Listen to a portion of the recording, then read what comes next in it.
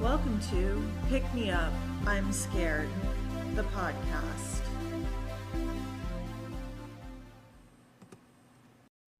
I'm your host, Madeline. I'm your co-host, David. And we are back after our annual August break. Are we, this is, I will say. What? Sure, it's an annual August break. It is. We are halfway through September. Well, there's only like 4 weeks. So like you miss 1 week and then you post the next week. And next thing you know, you're halfway through September. Fair enough. And this year doesn't count. This is not a real year. It does not count for any of us. I don't know anybody having a good year.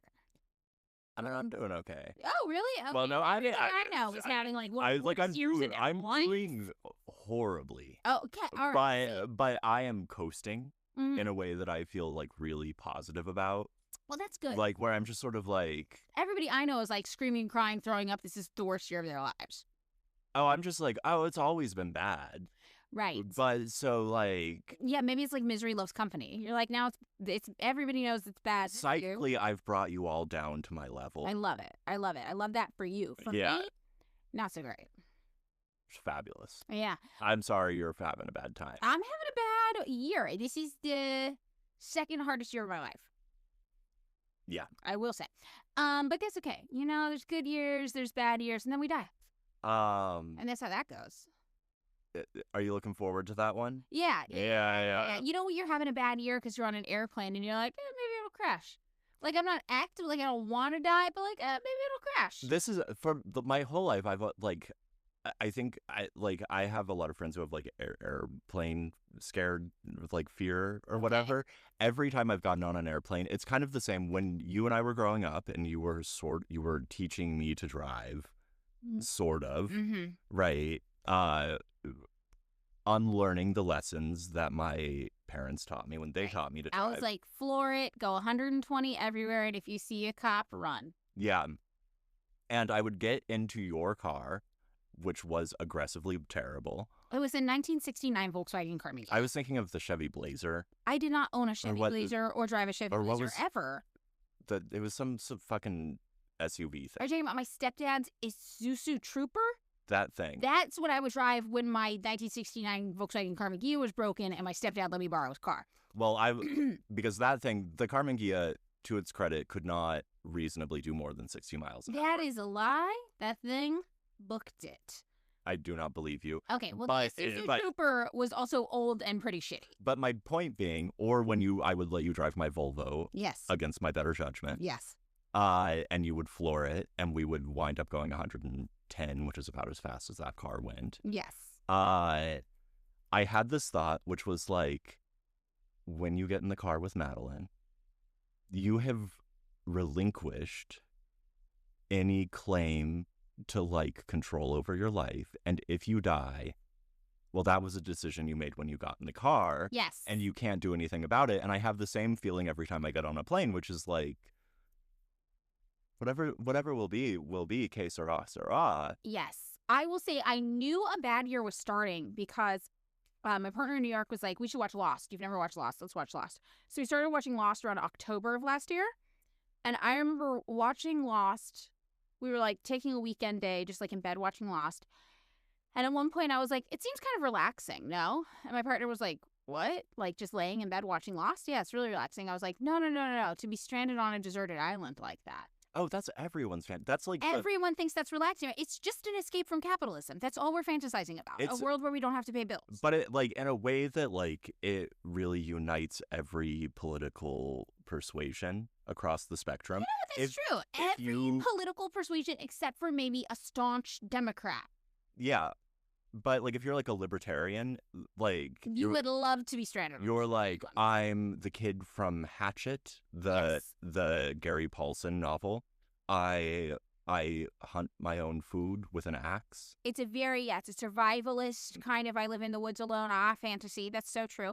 Republicans, less that, but still that. They're like, nobody can tell me what to do. Fiercely independent, no government. Yeah. Very little government on a deserted island. I'm stoked. Let's just point out, anarchists, it's literally the same fantasy. It's literally the same fantasy. With like a more, I don't know how to say this, more annoying veneer. Well, I've decided that the anarchists are all libertarians. And it's okay that I say that because I used to be an anarchist, so I'm allowed to make jokes about it. I always think of the guy I knew from my college town who was like an eco-primitivist anarchist who Yes. wore sheepskin pants and harvested his own honey, which it turned out he was actually, in fact, getting from Trader Joe's. Oh, that makes sense. Yeah. No, this is any political persuasion you have, except for maybe just like a Democrat who likes, like the brunch Democrat that is, Yeah. it's You can't cliche have now. Brunch on a desert You island. can't. But everybody except for that political persuasion, I think all of us are like, maybe there's something freeing about the deserted island. Mhm. And it's literally that we don't have to pay bills there. And the things that seem hard, it's like, well, how are you going to eat? How are you going to have shelter? It is like we're already grappling with those issues. But I will say, Struggling with those issues. the thing about that fantasy is that it's like a prior event takes all agency away from you. Right, you don't have to make a decision. You're just like, oh no, we're here. I couldn't do anything Whoopsies. about it. I And hope they don't find us. and so all of like the petty vices that fuck up your life, Yeah. like, wow, my screen time is 7 hours today. What the fuck? Any of that's gone. Yeah. And you didn't have anything to do with it. No. Someone made that decision for you. The airplane. The airplane. The airplane made the decision for you. So yeah, I think that's how you know it's a real bad year, is based on how relaxing being in a nearly fatal airplane accident that's extremely bloody and violent and traumatizing and leaves you stranded and left for dead on a deserted island, how appealing that sounds, as opposed to what reality you're currently living in. To me, that would be an improvement over this year. So what about the people? Just because there are people like this who both have like an extreme anxiety about disaster hitting them Yes. and also are living shitty lives. What's going on there? I don't know. That's a good question because I am a clinically very anxious person. Yeah. Many disorders Uh-huh. have been diagnosed regarding anxiety. Most of the... Most of the disorders Yeah. that you can have pertaining to anxiety have been diagnosed. Yeah. The medication is forcefully, aggressively pushed to me. Uh-huh. And I'm like, I've been self-treating this for years. Why am I going to start with medication now? So, I think that the fact that it still sounds more appealing and less stressful than surviving in capitalism. No, I'm just saying, for you, that makes sense. Yeah. Right, but like there are people who are like, I prefer my shitty reality to the fantasy that I can escape into. Well, you know of what? having. They're libs. If you don't fantasize about crashing on a deserted island and fending for yourself and dying of dysentery, you're a liberal. I don't make the rules. Why would I die of dysentery in this? I mean, I feel like you're not having a very versatile and flexible diet. It's probably very fruit heavy. Yeah. I feel like you need the variety of diet to stave off the dysentery. Is that not correct? This is what my grandmother always told me. My grandmother was oddly preoccupied with dysentery, and I lived with my grandma for a while growing up. So whenever I was at grandma's house and I was eating, she would like give me a raw hot dog. And so all these pictures of me from this period of my life, I'm just walking around eating a raw hot dog. Uh-huh. And she'd always be like, so you don't get dysentery. That is... And the way she explained it was that if you eat too many fruits and vegetables, you get dysentery. So every now and then you need a Midwest? processed meat stick. No. California, way. Oh, okay, because that's... Born in Eagle Rock, my grandmother. Oh. Speaking of being stranded in a deserted spot... Okay, how are you going to bring this around to today's topic? No, we'll get there in a minute. Oh, okay. Are you talking about last night? Yeah, you motherfucker. Oh, my God. You motherfucker. Okay, so for those of you who don't have the pleasure of living in a city where this happens, some cities do these... All cities. Yeah. All cities. Not like all of them, though. Like, I don't think, like, Boise, Idaho's doing this. No, They might. Actually, first of They all, might. probably the music is different. But I will say, having lived in Idaho, in a much more rural place in Idaho than Boise, yeah, you can go out to like a weird cornfield and then like follow some like sketchy instructions that like a meth head in a trailer gave you. Right. And then there's music. Yeah. No, I think this is true, actually, because now I'm thinking about it, there's like a whole hippie contingency of people who do There's this too. the rainbow gathering motherfuckers. Yeah, that kind of stuff. So you know, then if you're listening, you know that it is common practice sometimes to go illegally put a show on in the middle of nature off of a generator and try not to get busted by the cops. And we do this in LA as well. Not me. I don't do it, but people do this. LA as a Yes. city also has this feature. And you invited me to one. Yes, because my partner And was first of all, okay. you told me, first of all, you were like, it is, I won't say the name of the park, but there are two. I didn't know there were 2 parks named that. And so I drove to fucking Vernon, California. Okay, that is a different city, and that's on you. The other one is in Los Angeles, where we live. I will say, here's the thing. Having been to a lot of like weirdo backyard punk shows and shit like that, sometimes they're in cities where you're like, okay, I guess it's out the fuck. It's like, it's in so, like, I guess it's in fucking Carson. Okay, but you have no excuse because the flyer I sent you literally had the coordinates on it. You think I was typing the fucking You don't have to cord? type it. You just press on it, and then your phone highlights it, and it's like, look up. And then you go, look up, and then it takes you to a map. Well, It's like, you need some coordinates. You know how I am with technology. I learned last night. Okay, Yes. so David is supposed to come to this. It's a pretty big park, and you could get lost in the park. It's a pretty large park. I'd get lost. And so it's a pop-up party, whatever. And from the moment David texts me that he has parked until the moment that I encounter David at this park, an hour passes. And in this hour, David has become so aggressively lost. At one point, he texts me that he's being chased by coyotes. At another point, he just texts me, I'm above you. And I'm looking around. Above us, there's like hills, because Los Angeles has a lot of hills. So there's like all these hills around us. And I'm like, you're up there? Like, I don't know what to do about this. There was a moment where I was like, fuck it, I'm texting Madeline. I'm going to walk back and just go home. Yeah, and you just, did, but you had my car. So Yeah. like, I'm just going to go back to my car. I'm like, how does that solve anything? Also, it's going to take you longer to get to the car. No, than just- before I saw you, I was like, fuck, I will pay for your Uber, park the car at your house. I mean, yes. But you made it. I did. And? I did. And then I got you there. heard the last like 10 seconds of my partner set. And then Well, I actually, from above you, yeah.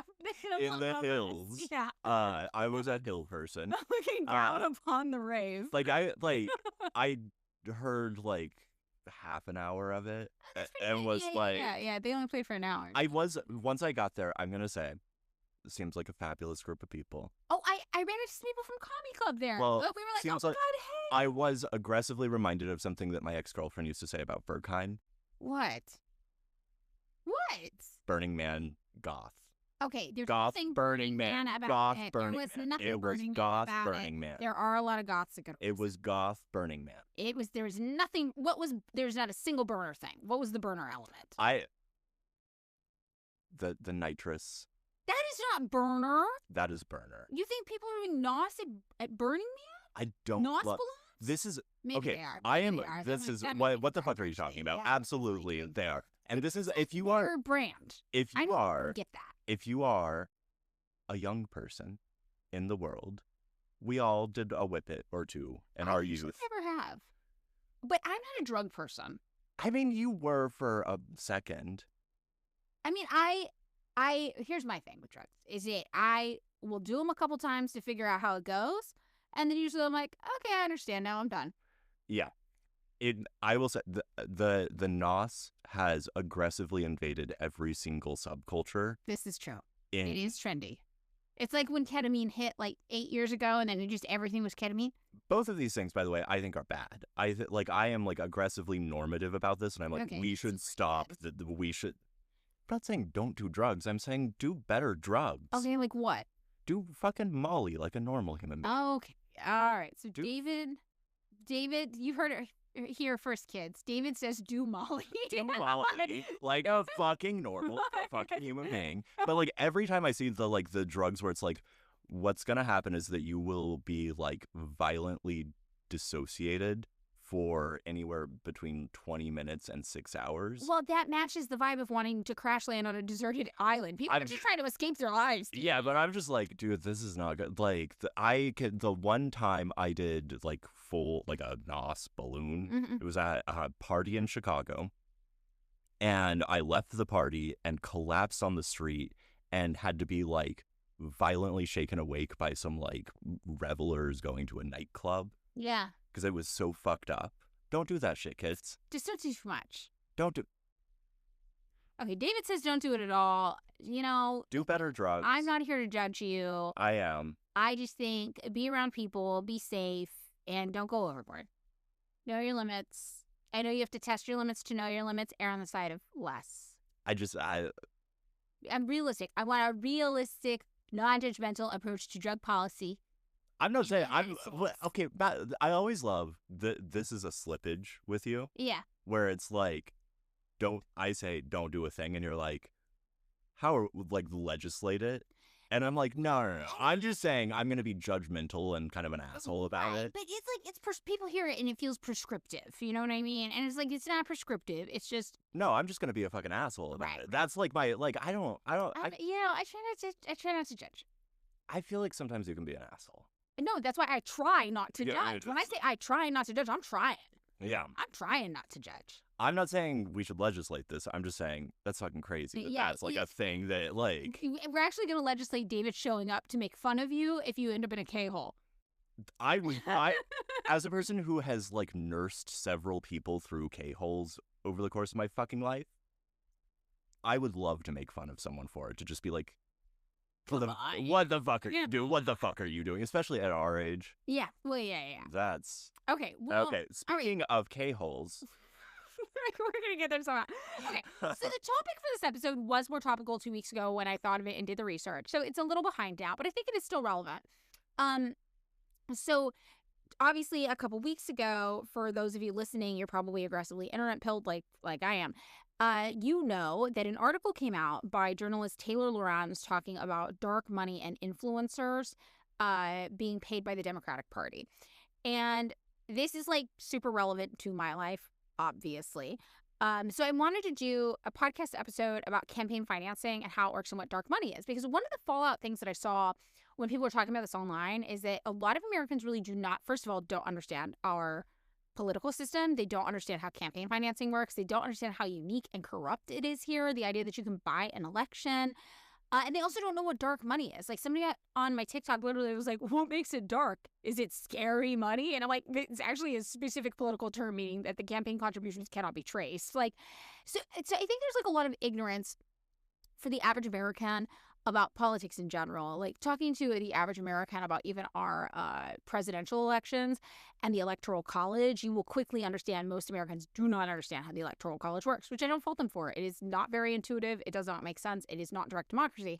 However, it can be really frustrating. So I thought this would be a good opportunity for us to talk about the article and talk about campaign financing in the United States on the whole. And we did talk about the Lorenz article on Patreon, I think, at some point. We did, but I'm just going to do a little recap for those of you who aren't on our Patreon. If you do want to check out our Patreon, I believe it's $3 a month now, and you get bonus content there. And we're not super consistent, but we try to put up at least 2 episodes a month. Some months were better than others, and there is a huge back catalog of stuff you can listen to that is up. Like, I think there's 100 episodes or something like that have been on.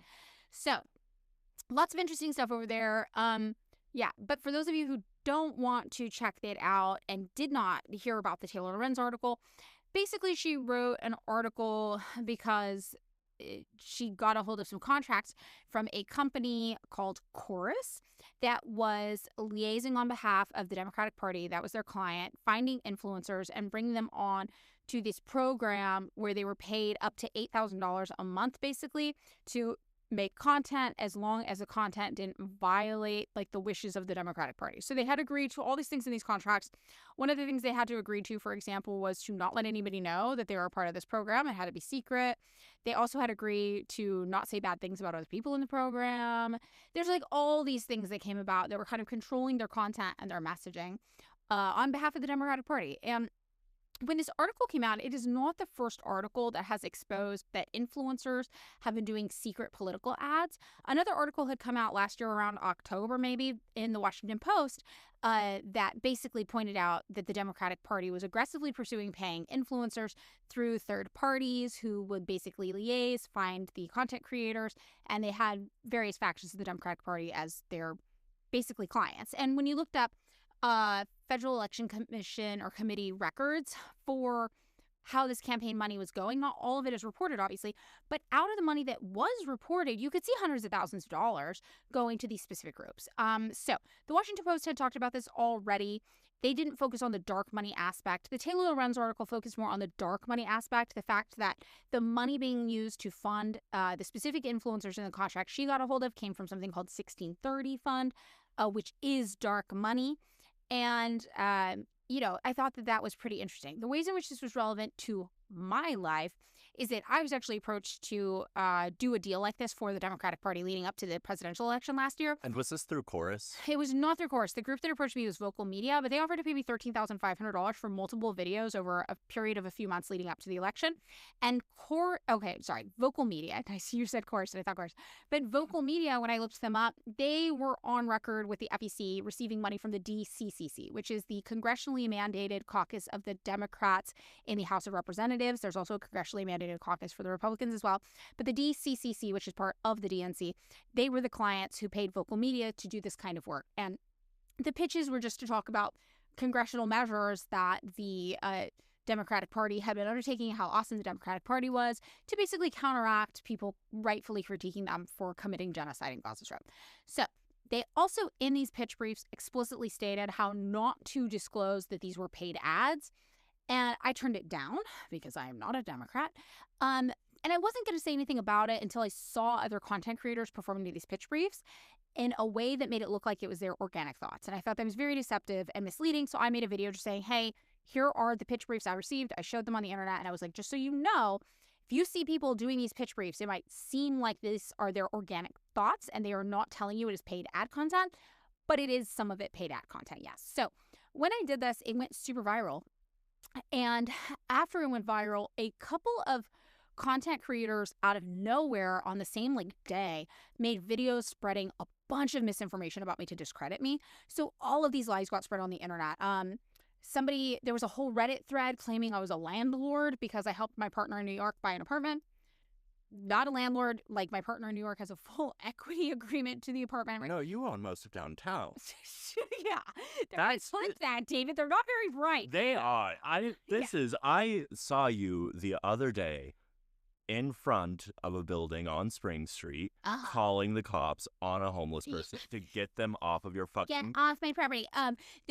So they also said I was a millionaire, which is funny if you know me, because nowhere near a millionaire. Multi-millionaire, granting all of your real estate holdings. My real estate holdings. I'm just saying. It's like... And then the other claim they made is that I was racist. So they tried to levy this claim to be like, well, you probably voted for Jill Stein because you would never vote for a black woman. And when I was like, I voted for Claudia De La Cruz, who is a black woman, they had to pivot aggressively because they didn't expect that. So what they landed on is that because I had said once in a comment that the Democratic Party was deeply evil for committing genocide, and 92% of black women are Democrats, that meant I was calling black women evil.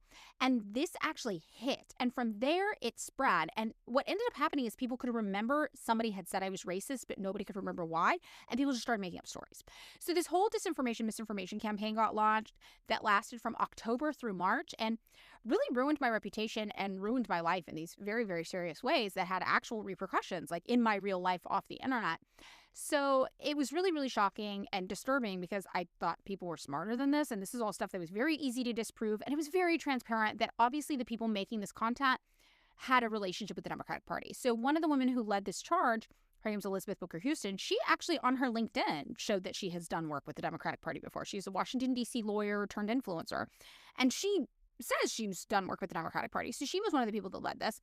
Another person who did this, Too Raw, Too Real, literally posted videos of himself in the White House teaching Kamala Harris how to dance for social media content. And like was posing. the dance good? No, it's horrible.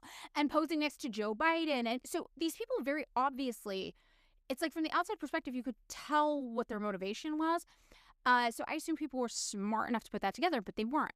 Now, the reason the Taylor Lorenz article was very pertinent to me is these people, Elizabeth Booker Houston in particular, aggressively denied that they were being paid to make this type of content. Mm-hmm. And the Chorus contracts revealed that she was in negotiations to be in their top program, like what are their top paid assets.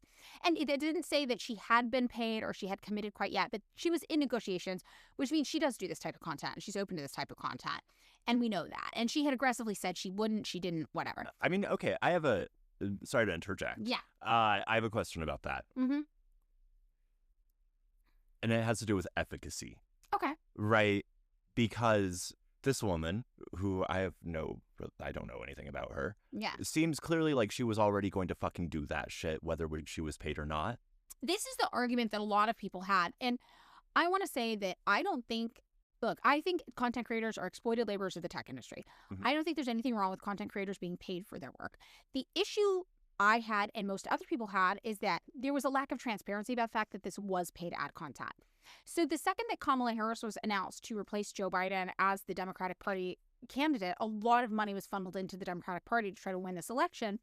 And basically you saw a lot of prominent content creators on the internet change their tune about the Democratic Party overnight. And what it looked like to somebody who didn't understand they were paid for these opinions, it looked like Kamala Harris was just a better candidate and now everybody was on board and she was a good person. You don't have to worry too much. Not to mention, if I recall correctly, this is off the dome. Yeah. A huge amount of finance capital, or More money millionaires from- back yeah, to the Democratic yeah. Party in the 2024 election than the Republicans. went to the Harris campaign, which should have just been for anyone looking at it, should have just been well, these are the motherfuckers who want this lady. Exactly. And also, it's funny that the influencer thing, there are people to this day who think I am the reason, solely me, Madeline Hanson, is the reason Kamala Harris lost the 2024 election. And Well, not an insignificant number of people. I did see you. Stealing ballots, lighting ballot boxes. I used to live with this woman who was or not with, but one of my neighbors was a very QAnon person. Uh-huh. And she insisted that she had seen Black trans women throwing away ballots in the dumpster behind the 99-cent store So based. Oh my God. on Sunset. If And you're I was a Black just trans woman who is committing election fraud, just know I see you. I appreciate you. I value you. Live your truth.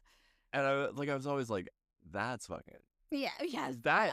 But this level of conspiratorial thinking, and never mind the fact that the Harris campaign paid Beyonce and Taylor Swift to do pro-Harris ads. So to think this, you literally have to think I, Madeline Hanson, have more sway and influence than Beyonce and Taylor Swift combined, which is just so delusional. But okay, so whatever. So this is the reason this was relevant to my life, specifically because the people who started this, it was a smear campaign, a disinformation campaign, that I still deal with the ramifications of today just for not being a Democrat. And people want to be no, that can't be it. That's not what happened. It literally is. I was there. I experienced the whole thing from the jump. This is where it all came from.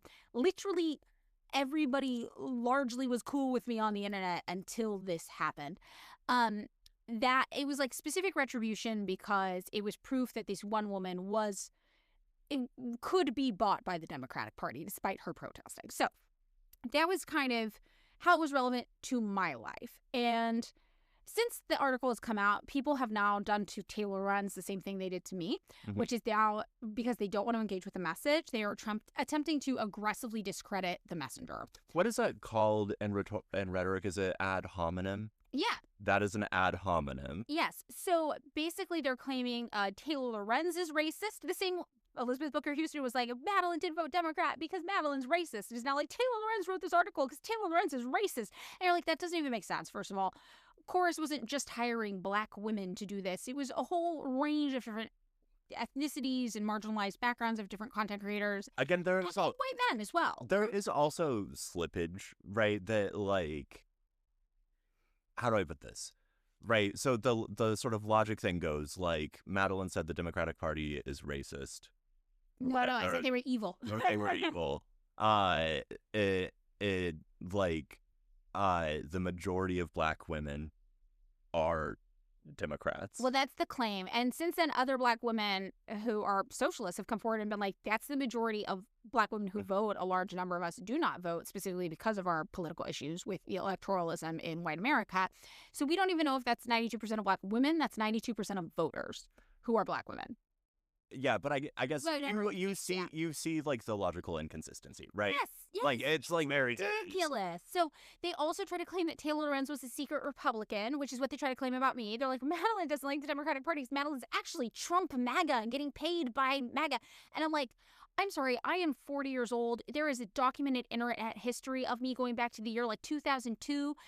all you will find is me being different types of socialist since the year 2002. Like, the worst you will find is that I was ANCOM maybe on Blogspot in the year 2002. Other than that, I've been remarkably ideologically consistent. Like, what is the grift Okay, in me? I do also have to say, right, I understand why you want to defend that position of, like, consistency over time.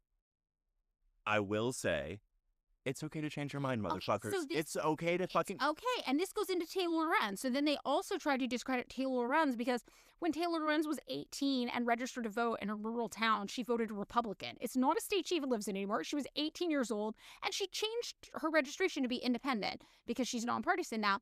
But I'm like, do you know how many people I know who grew up in isolated rural communities who just, like, at 18 registered to vote Republican because that's what their parents told them to do? Yeah. Even people in our town, Kristen and Irene, who we know. Her dad Okay, is like, to he be fair, registered that- Republican now. I remember going to punk shows in Fresno, and she would be there, and I would see her car, and what was the bumper sticker on the back? I don't remember. It's a child, not a choice. Oh, her family was Yeah. very, very religious. I think it was her mom's car, though. Yeah, I was always like, oh, this is Kristen's here, Yeah. making things. Weird, yeah. So, whatever. They try to discredit her the same way. There's also a stunning lack of media literacy skills. So, Taylor Lorenz, part of her investigative reporting, she reported on the rise of the alt-right and the neo-Nazi movement in the United States who relied on the internet to recruit. And in this pursuit, she spent a lot of time with internet neo-Nazis to report on them, like a actual reporter does, like an actual journalist does. And after this experience, she tweeted something basically being like, hey, one of the reasons these people are really good at recruiting is because they're very open and friendly. And it's like, that's something that people on the left should probably learn. We should probably learn how to be open and welcoming and friendly to people because that is why they are pulling numbers. And all these people are like, so she's a Nazi. And I'm like, this is so painful, guys. Okay, This is okay. so painful. Again, not to go back to the ad hominem thing. Ad hominems are always also non sequiturs. Right, in the sense that they do not address the fucking argument. No. That it's like, yeah, well, you're ugly, or whatever. Well, and also, it's like, it doesn't even make sense with the content you were reading. Like, she's literally saying, this is the reason these people can recruit. We can learn something from them. We, like, naturally positioning herself in opposition to them. We versus them. But whatever, it doesn't matter. People are foolish and emotionally activated. And just like I think of the American public as just like somebody let loose like a whole bunch of court jesters and they're all wearing roller skates, but nobody taught them how to roller skate. And then there's like, they're in a maze. And You're in a bad way. This is, I'm telling you, I would love to be crash landed on a deserted island right now. And it's just like, there's an exit and they're like, okay, all of you now have to race to the exit. And people are falling over each other. And it's just like this bumbling buffoonery and mess of psychosis, like shared psychosis that the American public is in. And this experience has really affected how I view like people in general. The experience has been bizarre. So the Taylor Lorenz article is relevant to my life for this reason, because it named these people, and also it made huge news on TikTok. Now it's out of the news cycle, obviously, because other things are happening that I'm not allowed to talk about because I am in a political org that uses democratic centralism, and we do not have a shared message on that yet. So I do not speak on that yet. Are you talking about? I'm not in this fucking. No, you can say what you want. Are you talking about the fucking Charlie Kirk shit? I'm not talking about anything. Okay. Is this what you are gesturing at? In a democratic centralist organization, and I am not sharing any opinions or analysis on that subject yet. I actually think that is not having an opinion on it is other than like most political violence, it is a symptom rather than like that is, I think the same position on most things is like this is a symptom of a broader sort of like cultural anomie and like disintegration. That's my fucking take. Madeline is gesturing at me like nothing, move it the fuck along. like nothing, because Yeah. I'm not talking about that. Because I respect my organization. And that is my dumbass take. Okay, so all of this happening, this is all to say that the story is a little late for the news cycle, but I think it still is relevant because, yes, it's 2025 now, but before we know it, we're entering midterms in 2026, and before we know it, we're entering the election cycle in 2028, and people are just going to continue to be feral about elections until they realize, much like David was just saying about a different topic I don't have opinions about, Donald Trump is not a unique evil. He is a symptom of our country. And after Donald Trump is gone, there's going to be another Donald Trump in Which his is place. an historically violent place in a way that, like, just in terms of scale, kind of unprecedented. Yes. Right? I think Our country is internally violent towards marginalized identities, and the marginalization of people is aggressively pushed as an agenda and policy point by people in power in order to keep the working class divided so we don't turn on them. And additionally, it's exported and imported in a relationship of like imperialism and domestic violence that just kills everybody. Yeah, it's you don't have to. So I have to ask, to get back to the topic, when are you going to say the words that I know that are coming? What? Citizens United. We are going to talk about citizens. I keep thinking, I can't remember the name of the president. I think it's Harding, and I think it's Jay Gould. But so Jay Gould, the railroad magnate, which we talked about in one of the railroad, like I think the 1877 episode, more or less slotted, I think it's Harding, into the White House, and it was just like, no, this is your guy. Yes. Yeah, this is so. So American elections are so corrupt and bizarre. And I think before we enter midterms and then certainly the next presidential election, it's good for everybody to remember how we do not have democracy. And I think it's really rich that the United States likes to critique socialist countries for, quote unquote, not having democracy or being undemocratic. But the reality is that they have such direct democracy that it is confusing and perplexing to us because we are not used to it and we cannot relate to it because our system is so corrupt and so tightly controlled and so bizarre, frankly, from a global standpoint. So we're going to talk about campaign financing today. We're going to talk about Citizens United, and we're going to talk about dark money, what it is, how it works, and just, frankly, how bizarre our federal elections really are. Okay. Okay, so. Oh, also, plug for the Patreon. We talked about what's-his-face. Who? Gruesome Newsom. Oh, yeah, we did talk about Gavin Newsom, who, speaking of all of this, looks like who they are aggressively pitching to be the Democratic Party nominee. Who has 2028, had his entire fucking career bankrolled by the fucking Getty family. Yes, exactly. So rich people choose their favorite players, aggressively bankroll them, push them upon us, the masses, and then the Democratic Party machine, which includes paid influencers doing undisclosed ads, tells you vote blue no matter who, don't ask for too much, or you're a deeply evil person who might be racist. And then when you're like, no, I think you guys are deeply evil, they're like, exactly. The horrible, racist, secret MAGA Trump fan that we were telling you about. And I experienced this, Taylor Lorenz has experienced this. Everybody who's experienced this who does not fall out. I think people would believe you more if you took off the Trump hat and the Trump jersey. When I was in Newport, I saw someone in like a full-on like baseball uniform that was Trump themed. Wow. And I was like, that's actually pretty good merch. I mean, this guy's probably selling so much merch. Like, about that. It was embroidered, not printed. Wow. That, like, I was like, and somebody invested money. You did a good job. Yeah.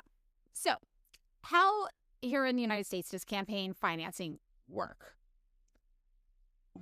Are you asking me? Do you know? Do you want to contribute some thoughts on this? I know, I told you as we were walking in to record this, it was like, this is an aggressively last week tonight. I know. Fucking topic. I know. And I feel like I have that, like the 22 minutes on HBO level of understanding of it. Okay. Which is essentially, so there are the political action committees that are sort of sanctioned and set up by the parties, right? And then since Citizens United, there are super PACs that do not have to report their donors in anything like the same level of diligence, who can funnel untold millions or billions of dollars into campaigns that technically are not supposed to be coordinated with the parties, but often are. Yes. So basically the way campaigns work here in the United States is that if you're a person or if you're a company or if you're any sort of special interest group, you are literally allowed to give now,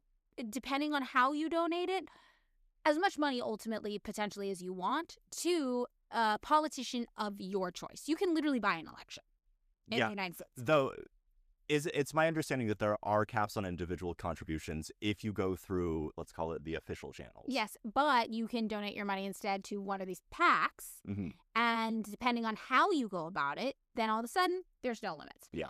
So basically, in the United States, if you were a rich person, you can throw all of your money through different channels. Maybe not, it's not technically all personally donated directly to the candidate, but through various channels, it will be your money donated directly to a candidate in the end. And you can buy a politician. And we see this happening, and this is why we have so much corruption at a political federal level, especially, but at every level in our government, because once you make these campaign contributions, it is very well understood that the politician is beholden to you, especially if they want to seek re-election because they need more of your money. But basically, when you buy a politician, it is with the understanding that they will do things for you.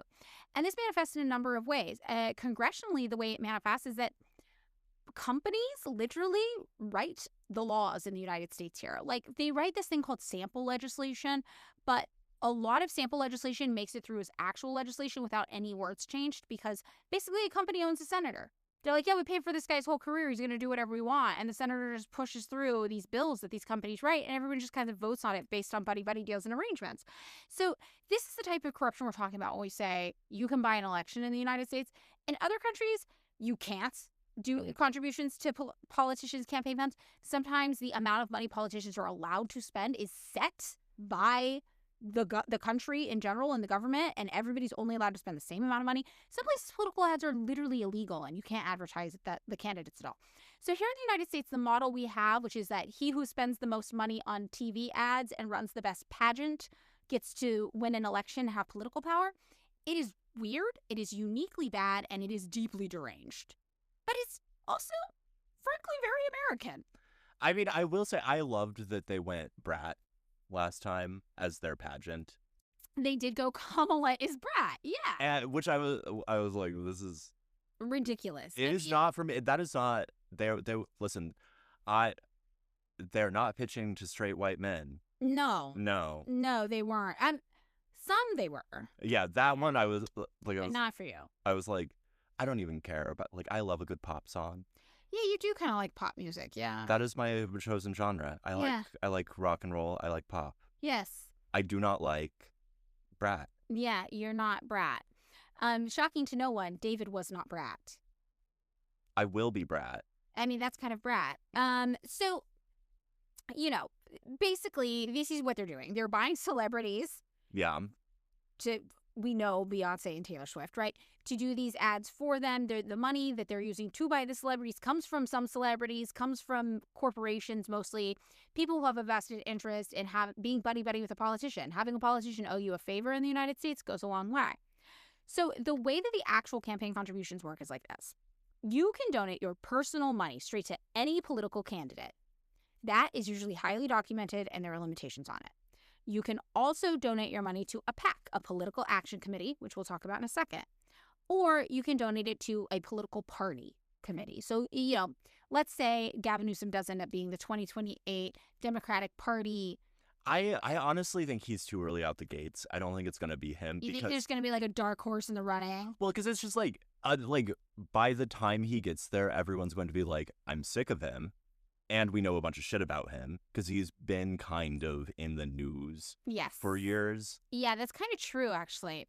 But let's just say that is who ends up, being the candidate. And you have money and you want to give it to somebody for an election. You can give money to Gavin Newsom directly. You could also give it to his wine company, Pump Jack. You could do that. Plump Jack. You could give it to a PAC that's like, Concerned Democratic Citizens for the Support of Gavin Newsom and the Democratic Party. That's just like some vague special interest group. You could also give it to the Democratic Party directly. Mm-hmm. So you can donate your money to a candidate in multiple different avenues. And these groups are also able to move money around between each other. So let's say you donate money to the Democratic Party. The Democratic Party is then allowed to donate that money to Gavin Newsom. Okay. So they can move it between each other after they receive it as they kind of see fit and make sense. And what are the limits on donating to the Democratic Party? Okay, well, it varies depending on how you do it, but basically you can donate between $2,000 to $133,000 for the stuff that has to be disclosed. For the stuff that doesn't have to be disclosed, there's no limit. So we'll talk about that later. I'm sorry, you're saying that the secret money, there's not a limit on how much secret money you can give? Correct. Crazy. Yes, correct.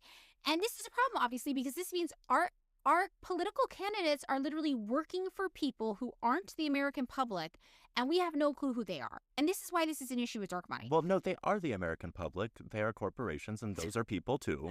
But basically, your politician could literally be secretly, basically an employee of ExxonMobil, and you would have no idea.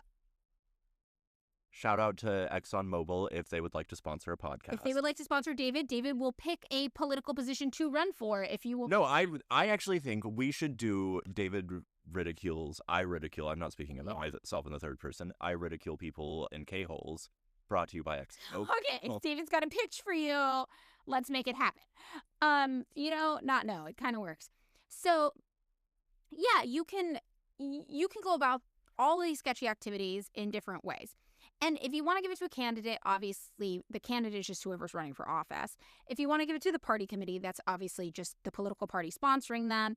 And it could be the Democrats, it could be the Republicans, it could be different political parties. Like, there are a number of, contrary to what the Democratic Party will tell you, there are a number of third parties on the conservative side and the more liberal or progressive side, or straight up like communists and socialists.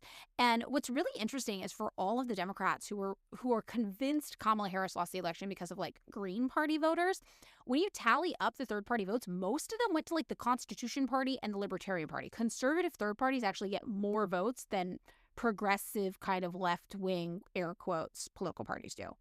So that's pretty interesting too. But all of these parties can receive money. And then there's the PACs and the super PACs. So like David mentioned, a PAC is just a political action committee, and their job is to raise and distribute campaign funds to candidates who are seeking political office. Now, a PAC can be formed by corporations. It can be formed by labor unions. It can be formed by trade associations. It can just be formed by a bunch of people who want to get together to talk about a specific shared interest. You can literally have any combination of these elements create a PAC. It can be anybody. And they raise money, yes, for candidates to run for office, mostly in Congress, but not just in Congress, also for things like president as well. But you'll hear about these kind of PACs and super PACs a lot more for the House of Representatives and Senate, obviously, which both make up our Congress, where they have a lot of legislative power. Mm-hmm. And really, the reason they want to buy senators and representatives is because they want to leverage that legislative power to pass laws that are beneficial for them and their interests. This is has always been my take, which is like, you have more money than God. Why do you take a break? No, buy a senator. You have more money than God, now buy a senator. I guess the gift for somebody who has everything. That's it. A senator. Buy a senator. That's what they're doing. They're literally. Do you think? I mean, I love. But once you take them out of the wrapping, they lose all their value. So it's true. fucking horrible. It's so true. Yeah. So traditional PACs that historically have operated have limits on how much money they can receive. But this thing called a super PAC has no limit on how much money it can receive.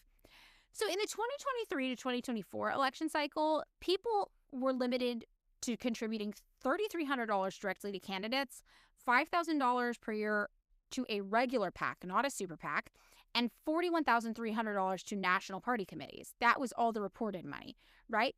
But with super PACs, because they're handled differently, thanks to Citizens United, which we'll talk about soon, which is a court ruling that changed how campaign financing worked in the United States in our lifetime, donations started reaching into the millions. So we went from just like, yeah, your kind of well-off orthodontist aunt gave a politician $3,300 to ExxonMobil, ExxonMobil, don't sue us, gave Gavin Newsom $80 billion or whatever. Why don't we just use the Getty family? The Getty family literally has given Gavin Newsom hundreds of thousands of dollars, probably millions. And it's not all reported. So some PACs are congressionally mandated, like the ones set up and legally provided for as a means to handle campaign funds. Like, for example, the DCCC, who offered me money. That is a PAC, but it is not a private PAC. It is a congressionally mandated PAC for the political party. I will say, I think it's cool that they offered you money, because that is, like, right, paying someone who already is going to say some dumb bullshit. Yeah. Right? Like, you're really just, you're throwing money away. Money, yeah. But, like, paying you. Right. That's like, we could get this chick to do some dumb bullshit. It would Right. be fucking sick. It would be a get. It would be a get. But most of the PACs we're talking about when we talk about campaign contributions aren't those publicly regulated and established ones. They're totally private ones. And that's where the super PAC comes into play. So super PACs are supposed to operate, like David said, independently from the candidates they support. But most of them are established by candidates' friends, allies, families, run by former staff of the candidate, or just run by party operatives that the candidate's running under. So there's a lot of slippage in who is actually managing, running, and creating these super PACs. And the idea is like, well, like, I don't even really understand how this is supposed to work, where it's like, well, the messaging can't be the same, right? Like, if the super PAC pays for an advertising Yes. or for an advertisement, like, it can't be the same messaging for Kamala Harris or whatever that like the PAC is, but it clearly always is. But it clearly always is, yeah. Lots of these super PACs will share consultants with the campaigns directly for the politicians. They will enlist candidates to help them fundraise. So the consultants, it's like, I mean, this is the thing that has fucked America in a lot of ways. It's subcontractors, right? Yes, totally. So it's like, well, we hired a third party, so that's not us. Right. And that's similar to what was really confusing for average Americans about the fact that the Democratic Party in different ways was paying influencers, is that they were paying companies as independent contractors to go find these influencers. So a lot of people were like, well, that's not like the DNC paying somebody directly. And it's like, well, no, the DNC doesn't have its own on-staff TikTok team. I mean, they do. Should get one. They do probably to market their own candidates, but not to like do influencer outreach. Like they're going to hire a company to do that. Very obviously, the client is still the Democratic Party at the end of the day, though. These super PACs are required to report their donors, but they can easily hide the original sources of their money by taking money from dark money groups. So like, let's say 1630 is a great example.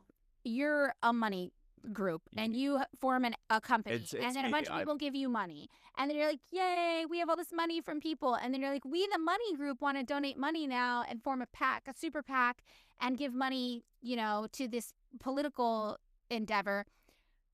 So it would be reported that your group gave the money, but you would not have to where report. you got the money from. Yes. So You found it. you found it, exactly. And these super PACs basically work as the special interest groups in politics we talk about who are buying elections. So each place has its own set of rules for how the limitations are handled. Like we talked about the federal ones, but every state also has limitations on how much money you can spend basically paying for state elections or local elections. And that's where the figures we talked about earlier, where it varies, but it ranges from like $2,000 to $133,000 come into play. So these numbers change depending on what political office you were talking about as well. And some of these contributions do have to be disclosed depending on how you go about it. And again, though, the dark money is the ones that don't, and we also don't know where it comes from. So a disclosure would just mean you have to report the amount of money and who gave it to the Federal Election Commission, the FEC. And you can search the database on the FEC's website. Any person can do this to see direct campaign contributions. So when I was offered money, for example, by that group, I looked them up on the FEC website and I could see that their client was the DCCC. It was right there. It was published. That was something that was public. But not everything is public like that. So you might see individuals, you might see non-corporate entities, and you might see political groups involved in campaigning listed as the contributors for this. Is it possible that you might also see some representatives of a foreign government with a very special relationship to the United States? It depends. As an individual, yes. Like, I was thinking of APAC. Okay, no, Yeah. so that would be different. Some non-corporate entities, yeah. But IPAC wouldn't necessarily have to disclose where the money was coming from. They wouldn't even necessarily have to disclose who they were paying and why. Traditionally, corporations, nonprofits, labor organizations, federal government contractors, foreign nationals, and national banks were excluded from being able to contribute funds to campaigns. And this was before Citizens United. To get around this, though, the corporation or labor organization or national bank or trade association or whatever now can just create its own PAC, and then it's fine.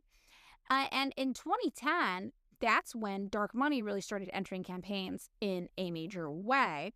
And that's because of specific legislative issues that occurred here in the United States. So Dark money obviously being election spending and contributions by nonprofits, shell companies, etc., that are not legally required to disclose the identity of their donors and often do not. Some do. Some are just like, yeah, we'll tell you, but that's rare. Now, election regulation in the United States can best be considered in 4 different eras. Mm-hmm. So the first era is huge. It's 1757 to 1970. Goddamn. I know. So the majority of the United States' existence, campaign funding was handled in one way. Like in 1757, George Washington basically spent $195 on food and drinks to help win an election to the Virginia House of Burgesses. So this is, by the way, for our history buffs, before the founding of the United States. Right. It's the Virginia House of Burgesses. Like, Yes. it's not even, yeah. So this is colonial. And Virginia legislature after that was like, hey, actually, it's going to be illegal to use money or gifts to influence the elections. You can't buy your kid, like your voters, a cupcake? Well, basically what people were doing around this time is they were like, hey, everybody who goes and votes, I'll buy you a beer at the bar across the street when you're done. Yeah, I mean, this is old machine politics of gangs of New York style. Exactly. Right. So Virginia legislature was like, hey, we probably shouldn't do that anymore. And then after them, other eventually states, but colonies kind of followed suit with their own regulations about campaign spending. Today, all 50 states regulate in some way or another how money is spent and raised to win elections at a state level or even local levels below that, with the goal of providing accountability, right, transparency, so people, again, know who their politicians are working for. By 1947, federal employees, corporations, and labor unions were banned from making contributions to candidates, and unions and corporations responded to this by making PACs, political action committees, which aggregated voluntary contributions by whoever into this one source. So It's like people putting $5 in an envelope is what we're supposed to understand. yes. So this all changes in 1971. So then we enter era 2, which is 1971 to 2002. In 1971, the Federal Election Campaign Act was passed, FECA, which sounds a lot like fecal, unfortunately. And you love fecal. FECA. This established limits on candidate spending, on the contributions of individuals and PACs to candidates' parties and other PACs, and the amount of money candidates could spend on their own campaigns. FECA also is what created the FEC, which we talked about, the Federal Election Commission, to enforce and clarify what was going on with campaign financing, the records, and the laws. Now, in 1975, the FEC is officially founded based on this kind of act getting passed, and they're founded as an independent regulatory agency in the government with jurisdiction over financing campaigns for the U.S. House, Senate, presidency, and vice presidency. So basically just federal elections, right? In 1976, though, a court case comes about, Buckley versus Vallejo, I think it's called. And this is when the Supreme Court ruled that restrictions on candidate spending and candidate self-financing, like people paying for their own campaigns, that violated the First Amendment's guarantee of freedom of speech. Now, the court was like, we are going to allow the limits to stay in place for spending on presidential campaigns because they're contingent on receipt of public funds. So we're still going to let that happen. And we are going to uphold, though, limits on contributions from individuals or PACs. So they are upholding limits on individual contributions. Yes. But the candidate, him or herself. They're like, you're allowed to have limits in place for that. Yeah. Yeah. So the results of this era basically was that it encouraged a lot of people to just start using PACs. Because it was like, well, the PAC can spend the money that I can't. Yes. So from 1971 to 2002, individuals and groups were limited to contributing no more than $1,000 to a candidate, up to $25,000 in total, right? And PACs were limited to contributing no more than $5,000 to a candidate. So if you were an individual and you had $5,000 you wanted to spend, right, for 6 candidates, that's $30,000. You can't. That you can only spend $25,000. But if you take your $30,000 and you give it to a PAC, and you just know the PAC is going to give the money the way you want, now all of a sudden you got around that, and the PAC can give, $5,000 to a candidate all at once. Now, election observers were like, FECA is literally what abetted the development of PACs and increased the reliance of congressional candidates on these PACs for their financing. And FICA was also said, though, on the flip side, to have reduced the reliance of candidates on individual donors or organizations. Now, at a presidential level, like FICA restrained spending in different ways as well. All major party nominees had to abide by FICA spending limits in their primary campaigns from 1976 through 1996, 20 years. And public funding of general election campaigns would basically say candidates are not able to outspend each other. So it cannot just be you're spending the most money to buy an election. Wait, so this is for federal, presidential elections? Just for presidents. So it's like... So basically FICA is like, we're handling everything different. Presidents get treated different than Congress and people. Both granting the fact that realistically it's a two-party, like as you said, there are other parties, but the Democratic Party is suing to keep them off ballots, and most of the parties that we're operating with are two parties. So it's like, well, in the presidential election, John Edwards and George W. Bush. No, this is after 2002, but whatever. Can only spend the same amount of money. Well, it's not exactly that they could only spend the same amount of money, but it's that we are leaving in place limitations on how much people can contribute. Okay. And the end effect of that was effectively leveling how much money they both could receive in general. Gotcha. So it basically kept the money that both presidential contenders were working with, it kept it relatively in the same playing field. Yeah. Basically. So in the 1990s, this all changed, obviously, right? And two major developments took place that undermined FICA's remaining restrictions, especially on the presidential level. First, corporations and labor unions were not able still to make direct contributions to candidates, but FICA had not prohibited them from contributing to political parties as long as the money was billed as being used for party building activities and not earmarked for a specific candidate. Wait, what is more party building than winning a motherfucking election? I know, it's very slippery. It's very slippery. So during the 1990s, PACs began to solicit soft money. These are donations from corporations, labor unions, and wealthy individuals for party building because that was easier to get money for.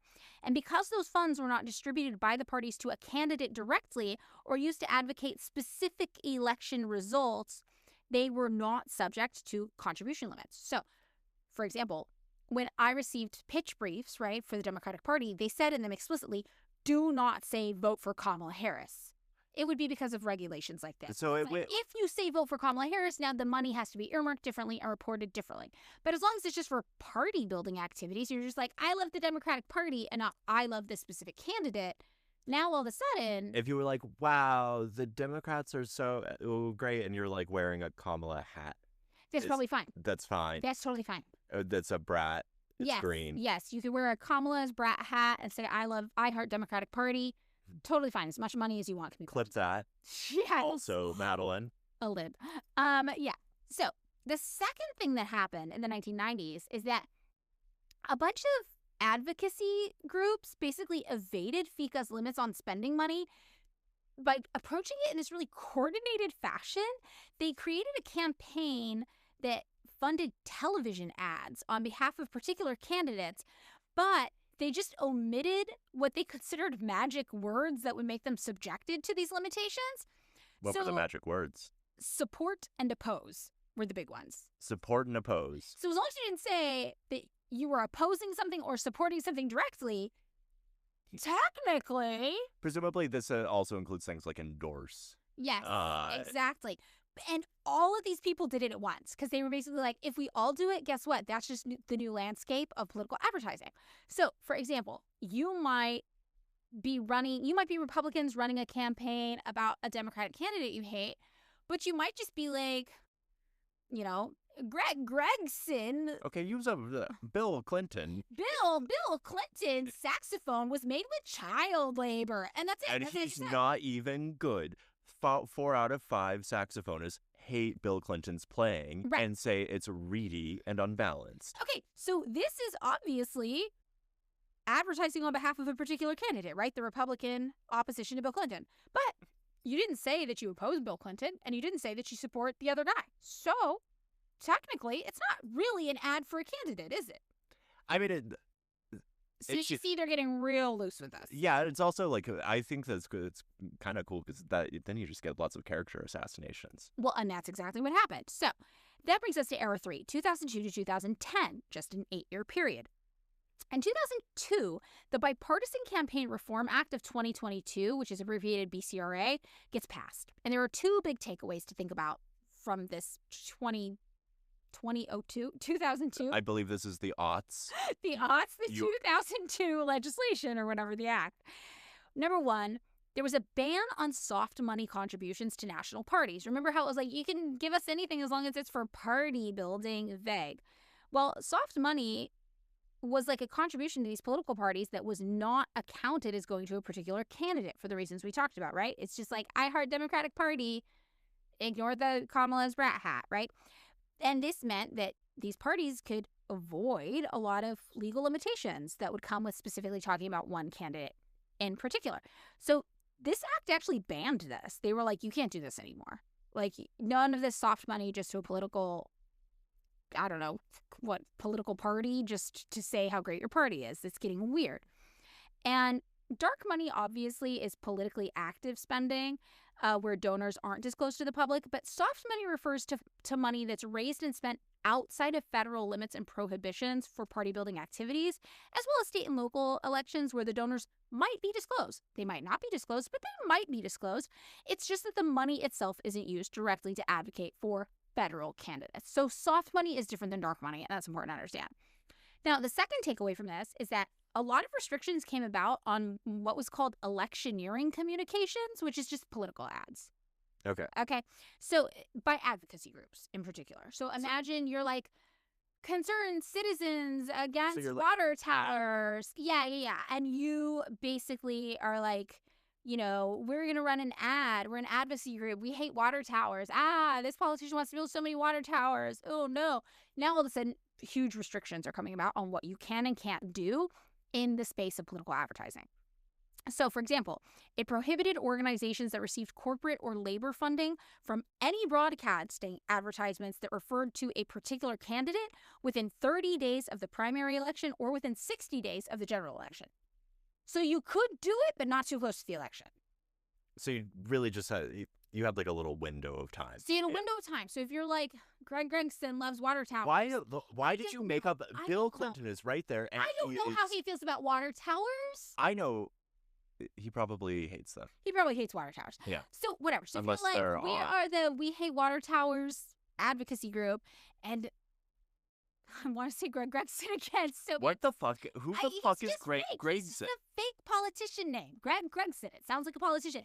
Greg Gregson loves water towers. For a while, you could run ads being like, water towers are the devil. You know who loves them though? Greg Gregson. But then, as you approach the election, you'd have to be like, water towers are the devil. And any politician you see who likes water towers might be the devil too, but we're not saying who. So this was a big shift. Yeah, I mean, yeah, it just seems like relying upon the American public being extremely stupid, which we are. We are so stupid. Oh we're my the God. dumbest people in the world. Dumbest people in the world. It's shocking. I'm shocked every day. Okay, but it also did double the contribution limits for individuals. So it was like, but if you're Montgomery Moneybags, you're like, well, I could pay a little more for my vague, generic water tower ads that don't mention a politician by name within 60 days of the election. We can get up the production value. Right. We can use practical effects. You know, it's a great example of this. If you're in California, you might remember Uber and all these, not just Uber, but like gig economy apps pumped a ton of money into a proposition we had on the ballot. Was this the one that was like to reclassify them? Not as contract workers, but as legal employees. And they pumped a bunch of money being like, if you reclassified gig workers, it would take their jobs. So the ads were literally like, do you hate gig workers and want them to die? Because Prop blah blah does. And that was the ad. It was so weird, but it was very vague and strange. I do remember the advertisements that were like, it was like some like Uber driver who was smiling and happy and who was like, I love the flexibility of my job and that I'm independent. I'm my own boss. Right. So Right. they were really trying to convince you that if you wanted to reclassify gig workers as actual employees so they got like federal protections and benefits, you were the devil and you wanted to murder them all. So this would be like an example of like a special interest. Two things can be true. Yeah. David wants all of the gig workers to get benefits and then be killed by David. Yeah, so their families can benefit from like a healthy life insurance policy. That's actually pretty nice of you, David. You're Yeah. a really benevolent dictator. This is, and then I'm going to make fun of them for kind For of going into K-holes, yes. So in 2003, and by this point, a lot of people are pushing back on this law. They're like, oh no, my water tower ads or whatever. But all major provisions of the law were upheld by the Supreme Court. There was a case, McConnell and the Federal Election Commission versus the FEC in 2003. And the Supreme Court was like, no, sorry, we're keeping all of the laws in place. But that didn't stop people from trying. So in 2007, a new case popped up that was the FEC versus Wisconsin Right to Life, Inc. a totally cool progressive group Yeah. that wants Uber drivers to live, which I oppose. Yeah, definitely not a pro-life advocacy group, everybody. So in this case, the court actually ruled that political ads would have to express advocacy for or against a candidate or its functional equivalent specifically. And this is important for reasons that are coming up. Okay. So 2008, this is where we get to Citizens United.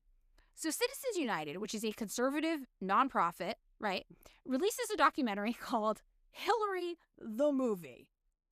That rocks. Yeah. And this movie is just like Hillary Rodham Clinton is the devil. Which is objectively, and this is not me being sarcastic, She is the devil. she is the devil. She is Thank the you, devil. Citizens United. Yes, she literally laughed about the leader of a different sovereign nation being sexually assaulted to death on camera. And when asked about it later, was like, we came, we saw, he died. Like, she is a bad person. Also, she facilitated that through, or the State Department under Clinton, Yes. I think is a, Yes. When she was she was the head of the Secretary of State at the Secretary of time. State, yes. Facilitated that through air support. Yep. Of the insurgents in Libya. We're talking about Gaddafi, by the way. Gaddafi, Like, yeah. that's if Yeah. it's not clear. So she is the devil. So they made a movie, just like Hillary the movie, that's like, hey, Hillary Rodham Clinton is the devil. She's running for 2008 Democratic nomination for president of the United States, and she's evil. So Citizens United wanted to distribute this movie they made through video-on-demand services to cable TV subscribers. But they wanted it to be able to air within a 30-day period before the Democratic primary elections. And remember, if you were going to do any political ad campaigning by name, you weren't allowed to do it within 30 days of a primary or 60 days of a general election. It is so sad that they missed by only a few years, like the advent of streaming services, because this all could have been avoided by being like, I don't know, it's just on Netflix. Yeah, exactly. So they also wanted to advertise this movie existed in 3 specially produced TV commercials, which complicated things further. The BCRA, though, had expanded, obviously, the scope of FICA's ban on corporate and union contributions in connection with political elections to include those electioneering communications, political ads, paid for with corporate or union, just like general funds. Now, they defined electioneering communications as, quote, any broadcast, cable, or satellite communication that refers to a clearly identified candidate for federal office and is made within 60 days before a general election or 30 days before a primary. Citizens United, though, saw an injunction in U.S. district courts in D.C. being like, hey, this law is actually unconstitutional if you're trying to apply it to our movie, Hillary, because the movie does not follow the law's definition of electioneering communications because it does not constitute, quote, express advocacy for or against a candidate or its functional equivalent, right?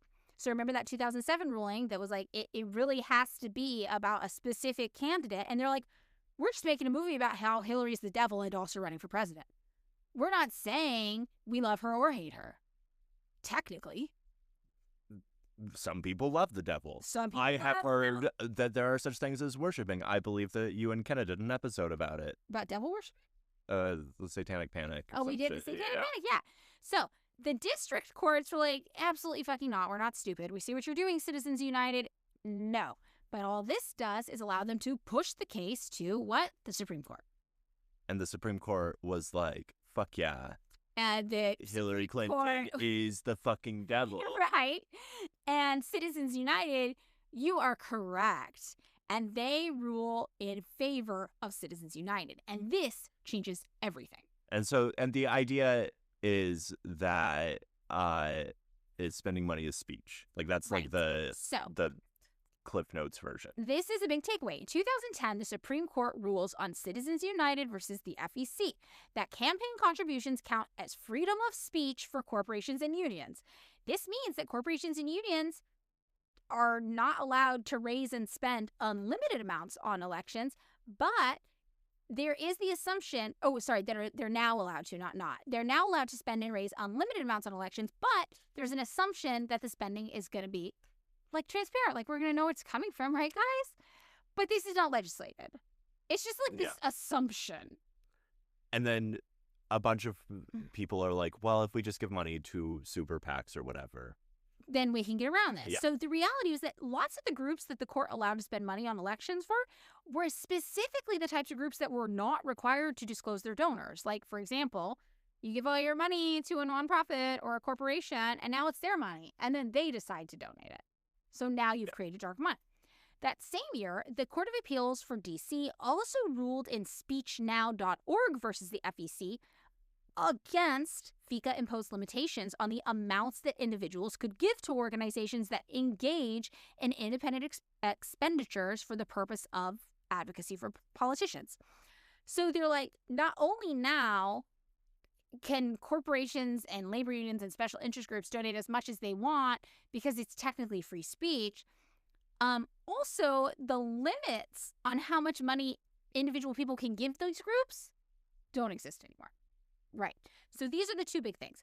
But they did uphold FECA's disclosure and identification requirements as applied to individual contributors. But if you and all your rich guy friends want to make a shell company and the shell company donates money, now you don't have to worry about that. and obviously the shell company doesn't have to disclose. Exactly, because it's not individuals anymore.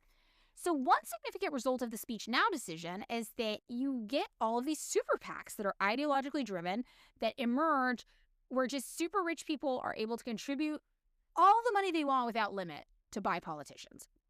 Now, because of this, the amount of spending by these groups during the elections from 2010, when this Supreme Court ruling passed, right, and 2016, it increased from $62 million, which was a lot happening in 2010, to more than $1.1 billion in just 6 years. So that's more than a tenfold increase, right? That's almost a 20-fold increase. I think the thing that I sent you from like the last 2 years had put it up to like 1.8 or something. Yes, it gets more every year. So in the 2012 presidential election, which was immediately after Citizens United, a lot of new groups started buying their own ads to try to influence elections in ways that would benefit them. And some of these purchases, again, were reported to the FEC, but not all.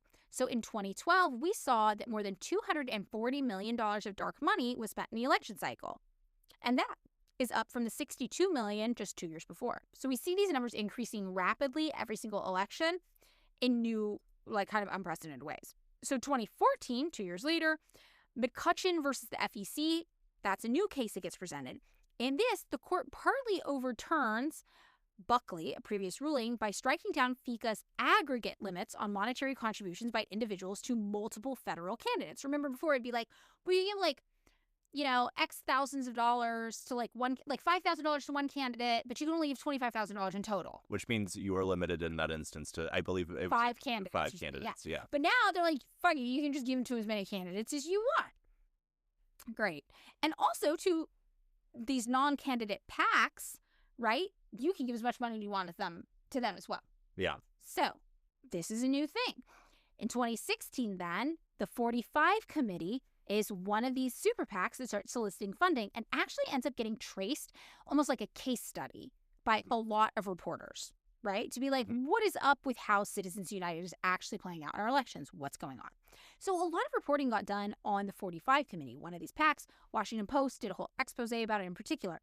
And the Washington Post was like, okay, so this is a group that's primarily funded by casino rich dude, Sheldon Adelson, and the family of this TD Ameritrade founder, Joe Ricketts. So two Joe particular rich guy. Ricketts is such a sick name. Yeah, it's pretty good. He's real rickety. These contributions, though, were never publicly disclosed. So the Washington Post knew, hey, 45 committee is basically funded by a casino guy and the Ameritrade guy, but they only knew that through investigative journalism, not because people were just talking about it out in the open. Now, tax records showed that at least 60% of the money from the 45 committee, the money that was raised during the first 2 years, basically, came from just 4 people who each gave $7.5 million. So remember we were like, you and your rich guy friends can get together and just form like a shell company, basically, or a shell group, and then the group can just do whatever it wants? This is exactly the case of that. 4 rich dudes got together and each gave $7.5 million each to try to win an election by a politician. Did they win? I don't remember if they did or not, actually. 2016 election, who was running? Madeline. Was it Trump? It was Trump. So they won. Yeah. They won. They won, yeah. They So it won. was Trump. Yeah, I get the years mixed up. Yeah, because Trump's first year was 2017, which Yeah. was the other horrible year in business for us. Whenever Trump is president, business goes bad. This is Last year, a casino guy or the Ameritrade founder, apparently. But for everybody else, nobody has money to spend because the economy's so... yeah, but they don't. This is off topic. Yeah. But I will keep it brief. In an economy that is heavily financialized and based off of stock buybacks and stuff like that, do they need our money? They don't. They Do don't they need it like fucking that. need They our- don't. And people who have specific industries that do better during times of despair. That was gambling. Or I sent you that fucking that Alexander Karp thing where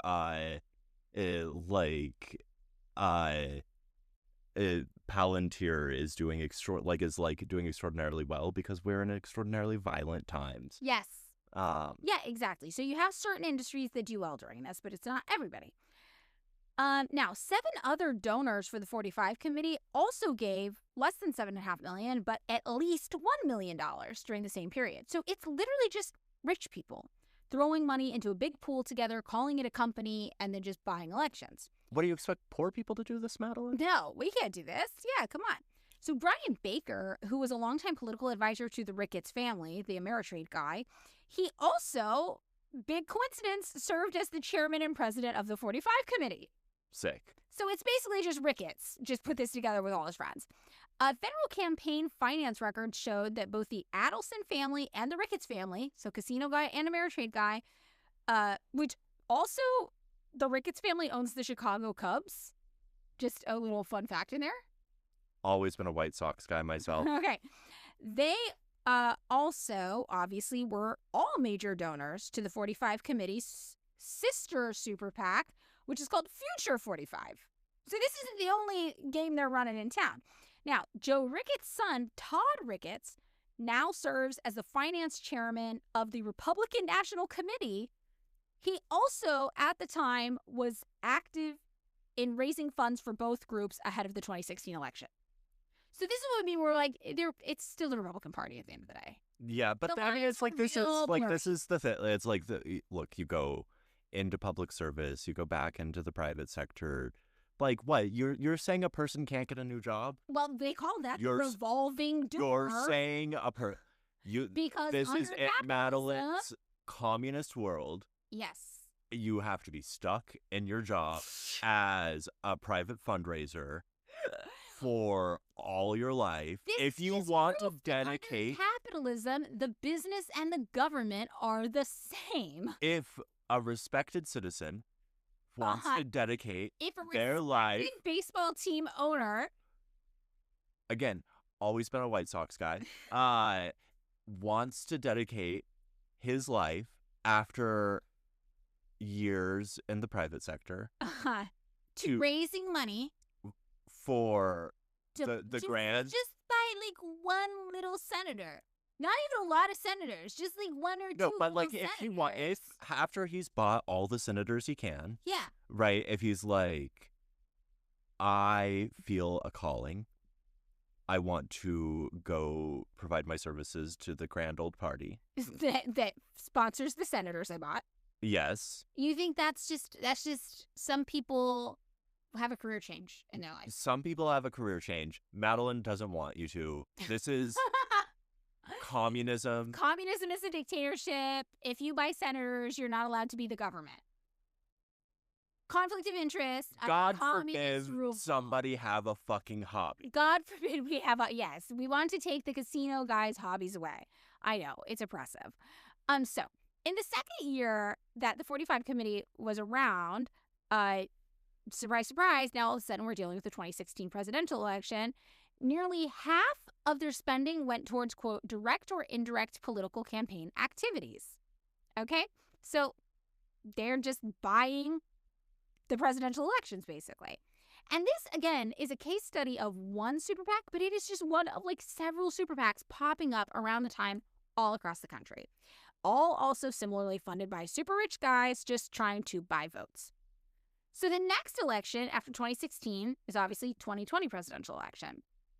FEC rulings open the door even more to direct cooperation between candidates and super PACs in lots of like key critical areas. This includes canvassing, get out to vote efforts. So you can literally just be like, we love voting, sponsored by the Kamala Harris campaign or whatever. So is this like, because, okay, so it is sponsored by the Kamala Harris campaign. Yes, so you're allowed to have more direct cooperation between the candidates themselves and these show up to vote efforts. Okay. Right. So dark money groups, nonprofits, and shell companies, again, that are spending money on elections without revealing their donors, put $1 billion into the 2020 elections. Think about how much this is jumping over time. What were we at, like $240 million for dark money contributions in 2016? It's many. And now we're up fivefold, right, Yeah. to $1 billion. So since at least this 2020 election, dark money groups have been shifting towards making these huge transfers to allied super PACs and amounts that are way bigger than any previous direct ad spending had been, because they have this kind of cover to operate now under the super PACs. And these totals can only be kept track of if you're reviewing each super PAC's campaign finance reports.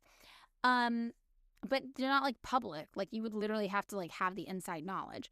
Dark money groups also are starting to run their own ads, including online, which ends up being a huge issue. And these ads would be worded and timed in specific ways to not trigger the FEC disclosure requirements. So this is where we get into undisclosed paid political ads popping up online, funded by dark money groups. Exactly what Taylor Renz's article was about. Now, 2022, we see the midterms. The main dark money groups that are active during the 2022 midterms actually are spending at this point in time more than $432 million just for midterm spending alone. And this is for Democrats and Republicans combined, but like midterm spending. We're not And even nobody talking cares about the presidential fucking election. midterms. Don't vote in the midterms, people. Nothing important happens then. Yeah, David's telling you not to vote in the midterms. So yeah, this is like huge for midterm elections. And so we see it's not just the president. They're literally doing this for, you know, what, like state elections? But these are just for federal, I guess, for the midterms. So what, like Congress people Yeah. are popping up at a federal level during the midterms. Democrats had some, Republicans had some, and we're going to talk a little bit about what that looked like for both of them. So for the Democrats, they had, for example, a dark money nonprofit that was affiliated directly with Senate Democratic leadership called Majority Forward. They alone put more than $136 million into key Senate races. All right. More than $81.7 million of that money went to Senate majority PACs, the main super PAC aligned with the Senate Democrats in like the recent campaign cycles. But unlike previous ones, Senate majority PAC didn't spend the funds directly. Instead, it put money into a new super PAC named Win Senate that spent the money on ads to influence Senate races. So again, I was approached by the House of Representatives, not the Senate, as the client for the company that approached me. But it's like this, basically, that was going on. I will say, they did understand slightly the magnitude of what they were doing, because you couldn't even get a senator. You had to get a fucking House of Representatives. I'm just saying. I wasn't even worth Senate money. How much do you think a senator would cost? If the House of Representatives, they were shelling out $15,000 per influencer. Was it 13 and a 13,000. I feel like I'm just I'm gonna throw this out there. People do tend to yell at you when for rounding. for any fucking thing. Yeah. They don't like it when I rounded 13,500 to $15,000. just They were like, so it's a lie. And I'm like, it's okay. That's okay. I rounded. Sorry. 13,500 is, it doesn't come off the tongue easily, right? I will say like at least 20 grand. At Would you least have 20 what? for a What's second. your actual price? How much money would it cost me to shill for the Democratic I just Party? feel like I want this publicly known so that I we'll will tell approach you. you. I will tell you. Everything has a price. Yes. I would say $1 million so I never have to show my face in public again. $1 million invested, you could get $3,000 a month to live off of until you die. I will crawl into a deep pit, never show my face in public again. Nobody will know my name. For $1 million, I will make one ad for the Democratic Party being like, they passed a congressional measure that wasn't bad, guys. And then I will disappear forever. Sick. Okay. If apparently they are listening to you. And I single-handedly swayed the election. Democratic Nobody Party. believes. Who believes? Oh, you don't even. I feel like this is. that, David. You don't even. I they know. believe it. 14-year-olds. This is what I've No, always said. no. Somebody was like, no, it's a lot of middle-aged women. It's a lot of middle-aged women that are the primary Democratic Party voter base that literally believe I cost Kamala Harris the election. You This cost. is not an insignificant belief for people who have internet access. You cost them brunch. I cost them brunch. So Democratic Party apparently, if you want to give me $1 million, I will make you one political ad. That says everyone can go back to brunch. You know what? I, Madeline Pendleton, have decided everyone can go back to brunch. I'm a Democrat now. I feel like The genocide was not so bad. Sometimes, if you want to do war crimes, you need to just look the other way, and that's life. you That's life. Grow up. you do not have Grow up. That's you do not have an instinct for talking out of both sides of your fucking mouth. I think I do. No, that was transparent. You said the word genocide. Okay. You said the word war crime. Well, what if I'm normalizing war crimes? No, Well, just like we all do war crimes. Grow up. what you say, there was that lady on the internet that was like, just because you're seeing pictures of babies dying doesn't mean that it's a war crime. Oh, I did not see that. God. Oh my God. Wow. No, what you say is like, listen, these mimosas aren't going to drink themselves. What if the war crimes are inevitable? No, don't talk about the war crimes. You can't talk about the war crimes at all? Just say these mimosas aren't going to drink themselves, and if I'm out here the only orange thing I want is fresh orange juice in my champagne. Yeah, get the Cheeto out of there. That's Girly pop. Okay, I need to work on it. Now I see why I was only offered a House of Representatives. you can't stop saying genocide. I need to stop saying genocide if I want that sweet, sweet Democratic Party money. I'm never going to be able to do this. Okay, so whatever the case. The main dark money group that was affiliated with the House Democrats was called House Majority Forward. They gave around $61 million to influence congressional races. Now, meanwhile, the Republicans, again, this is 2022 midterms, right? The Republicans had One Nation. That was their main dark money group with ties to Senate Republicans. They spent around $123 million around this time. And of that, around $60 million went towards advertising mainly on television, which makes sense because Republican voters tend to be a little older. So even in 2022, you're spending time mostly on TV, maybe also Facebook, but a lot on TV. Now, more than $50 million worth of airtime basically came out from One Nation alone. That made them the top dark money spender on TV ads during the election cycle. One Nation also put more than $60 million into a different allied super PAC, which is called the Senate Leadership Fund. Now, that's for the Senate. There's also the House Republicans. They have their own dark money group as well called the American Action Network, and they put $70 million into the elections themselves. So also this year, the president and treasurer of a super PAC were sentenced to 14 months in prison for scheming to lie to the FEC about the true identities of some of their donors that did have to be disclosed. But that fine was just $150,000, which is absolutely nothing for these rich people. They're pumping $7.5 million into like so a that's political campaign. It's the cost of doing business. It's the cost of doing business. It's a little slap on the wrist. It's one of those things where it's like punishable by fine. That's legal for rich people. They did also get 3 years of probation. They had to pick up trash on the side of the Yeah, freeway. we're like, don't do it again. or you'll get an actual They did trouble. not get community service. No, Why not? no. I Probation want- just means don't do it again or bad things might happen to you. Community service comes after you violate probation. So if they violate it, which I feel like they will. Yeah, but who knows? If they'll Who- get caught. Yeah. So this brings us to 2024. Now we're in presidential elections. This is this is last year. Dark money contributions basically double from the past previous presidential elections. Madeline's going to do a rounding. Oh my God. Okay. They nearly doubled. All right. They reached a record high of around $1.9 billion. You said 1.8. You were Yeah. pretty close. 1.9 billion. Dark money was entering the 2024 election in at least 4 ways that people know about. The first is contributions to super PACs. This was the majority of the spending. That was $1.3 billion alone. So most of it. Most of it. The second was TV spending, and this was the second highest amount, but obviously not $1.3 billion, right? So this would be dark money groups who spent around $240 million on TV ads targeting federal candidates during the 2024 election cycle alone. That falls into there. And the vast majority of this was not reported to the FEC at all because federal rules only require certain campaign ads to be reported to them. Remember? Because, if you're not being super specific, you can kind of get away with whatever you want. So ads, again, that did not expressly advocate for the election or the defeat of a candidate, like if it didn't say vote for or vote against, then you wouldn't actually have to report whose money was paying for it. And that's why when we as TikTokers got these pitch briefs, they said explicitly, do not say vote for Kamala Harris because they did not want to report. I also where think money- this would have been and hilarious that cash the fucking check and then be like, vote Kamala. Yeah. Oh, that's pretty funny. Well, you get paid after you make the ad. Oh, so that's So then we would have to do a whistleblowing thing afterwards. If you signed a contract with them, it probably violated the contract. So that's why what you would probably have to do is you give me the $1 million, I make the ad, and then I am like, I love Democrat. And then I take my $1 million, I renounce my U.S. citizenship, I apply for citizenship somewhere else that does not extradite to the United States. Then I get back on the internet 1 year later, and I'm like, I was paid $1 million to tell you guys this.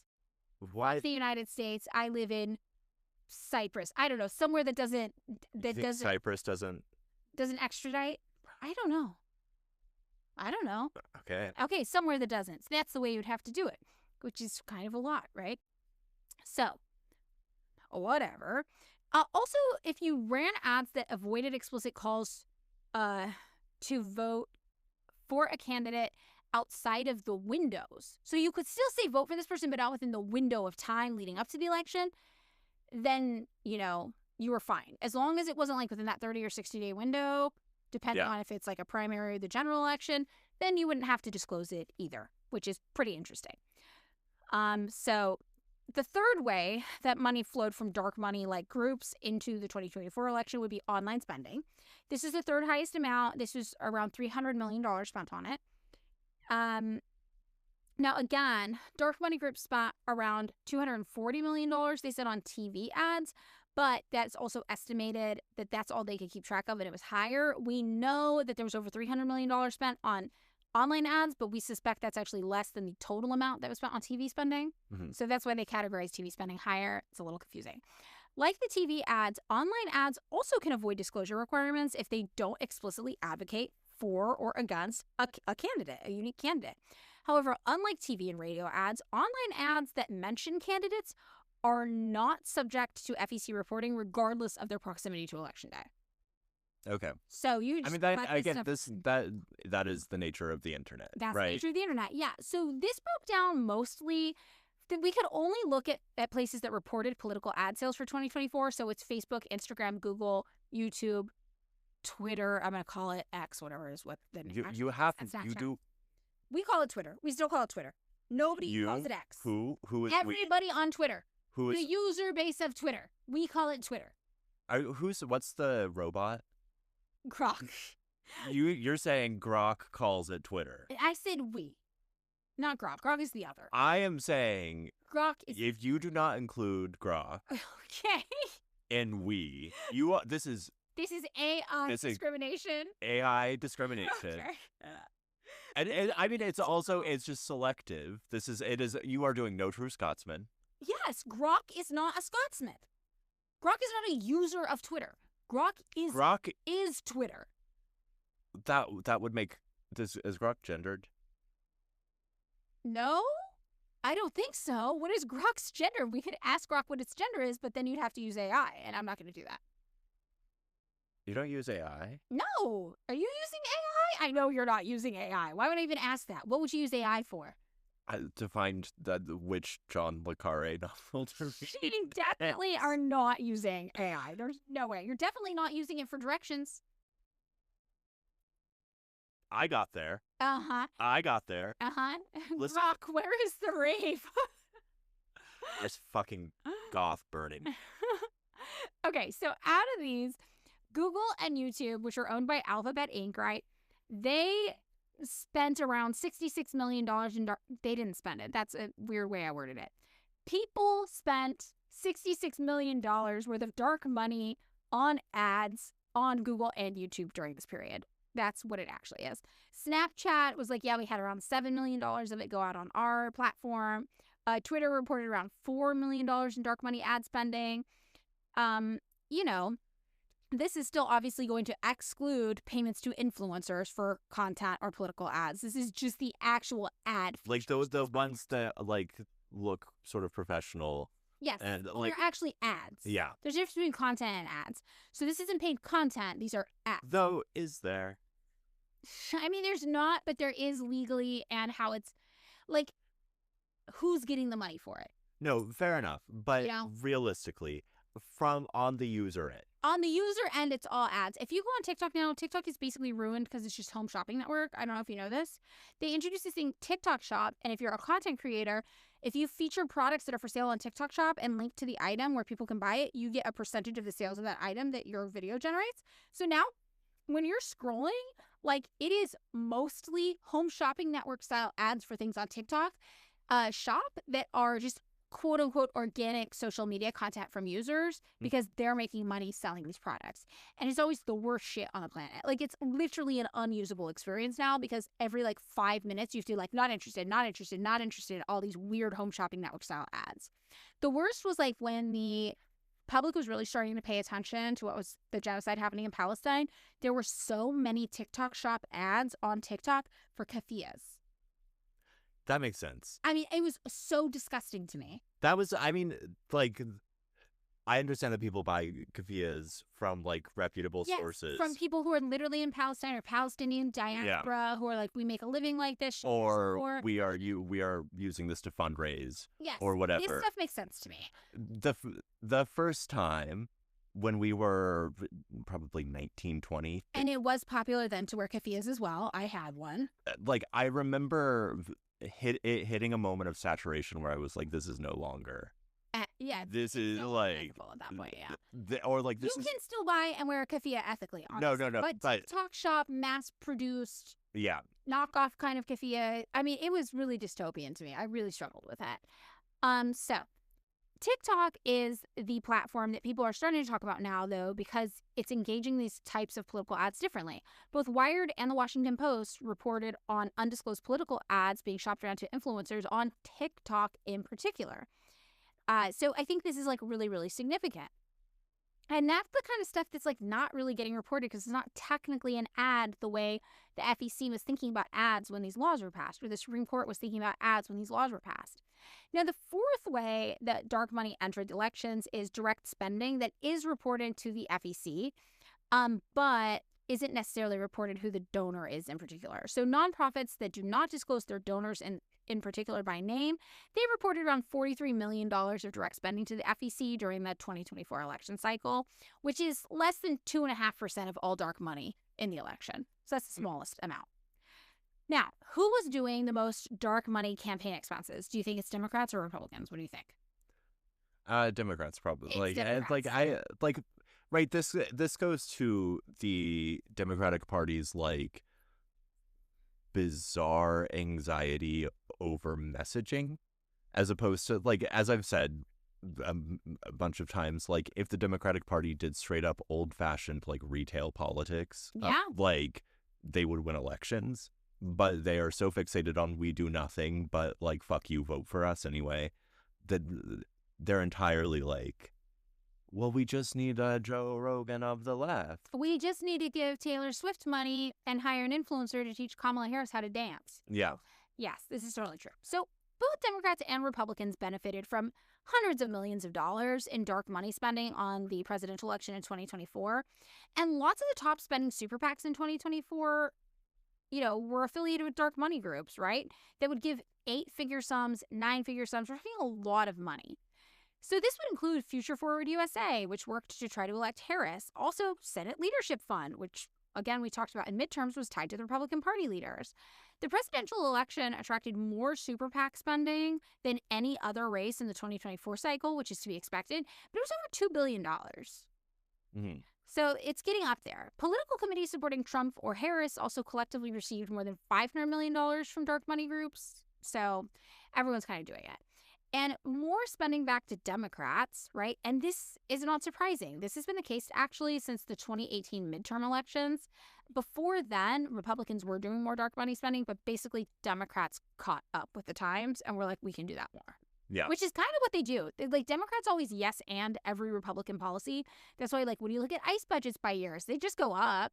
Democrats aren't like, now we're cutting it. They're like, yes, Republican ICE budget and? Or foreign policy. They're like, yes, military budget from the Republicans and they did the same thing with dark money contributions. They saw what the Republicans are doing and they were like, yes, Republican dark money contributions and they just upped it. So I think that's been really interesting to look at. Now, groups boosting Republicans amounted for around $664 million of dark money spending. And remember, we're looking at around $2 billion total spent just on the presidential election. $1.2 billion was going to the Democratic Party. Right. So much more than half. Much more than half. Yeah, double what Republicans got. So that doesn't mean Republicans obviously didn't do it, right? They just did half as much. So Donald Trump's 2024 campaign outsourced a lot of kind of election-based advertising in swing states to a super PAC that was run by Elon Musk. Famously charismatic and media-savvy man. Yeah, everybody loves him. They're Securing American Greatness is a PAC, and it was incorporated in March 2024. They spent more than $81 million, and around $67 million of it went to super PACs. So another major supporter of Trump's presidential bid was Building America's Future, which received money itself directly from Elon Musk, which is not Elon Musk's PAC, right? It contributed more than $35 million to super PACs that spent heavily on seemingly, this is really funny actually. So this is what Democrats did not do that Republicans did. Republicans made these ads that seemed like they were pro-Harris ads, but they would falsely basically suggest that her campaign supported super divisive policies. Such as? Okay, let me get into it. It depends on who you were.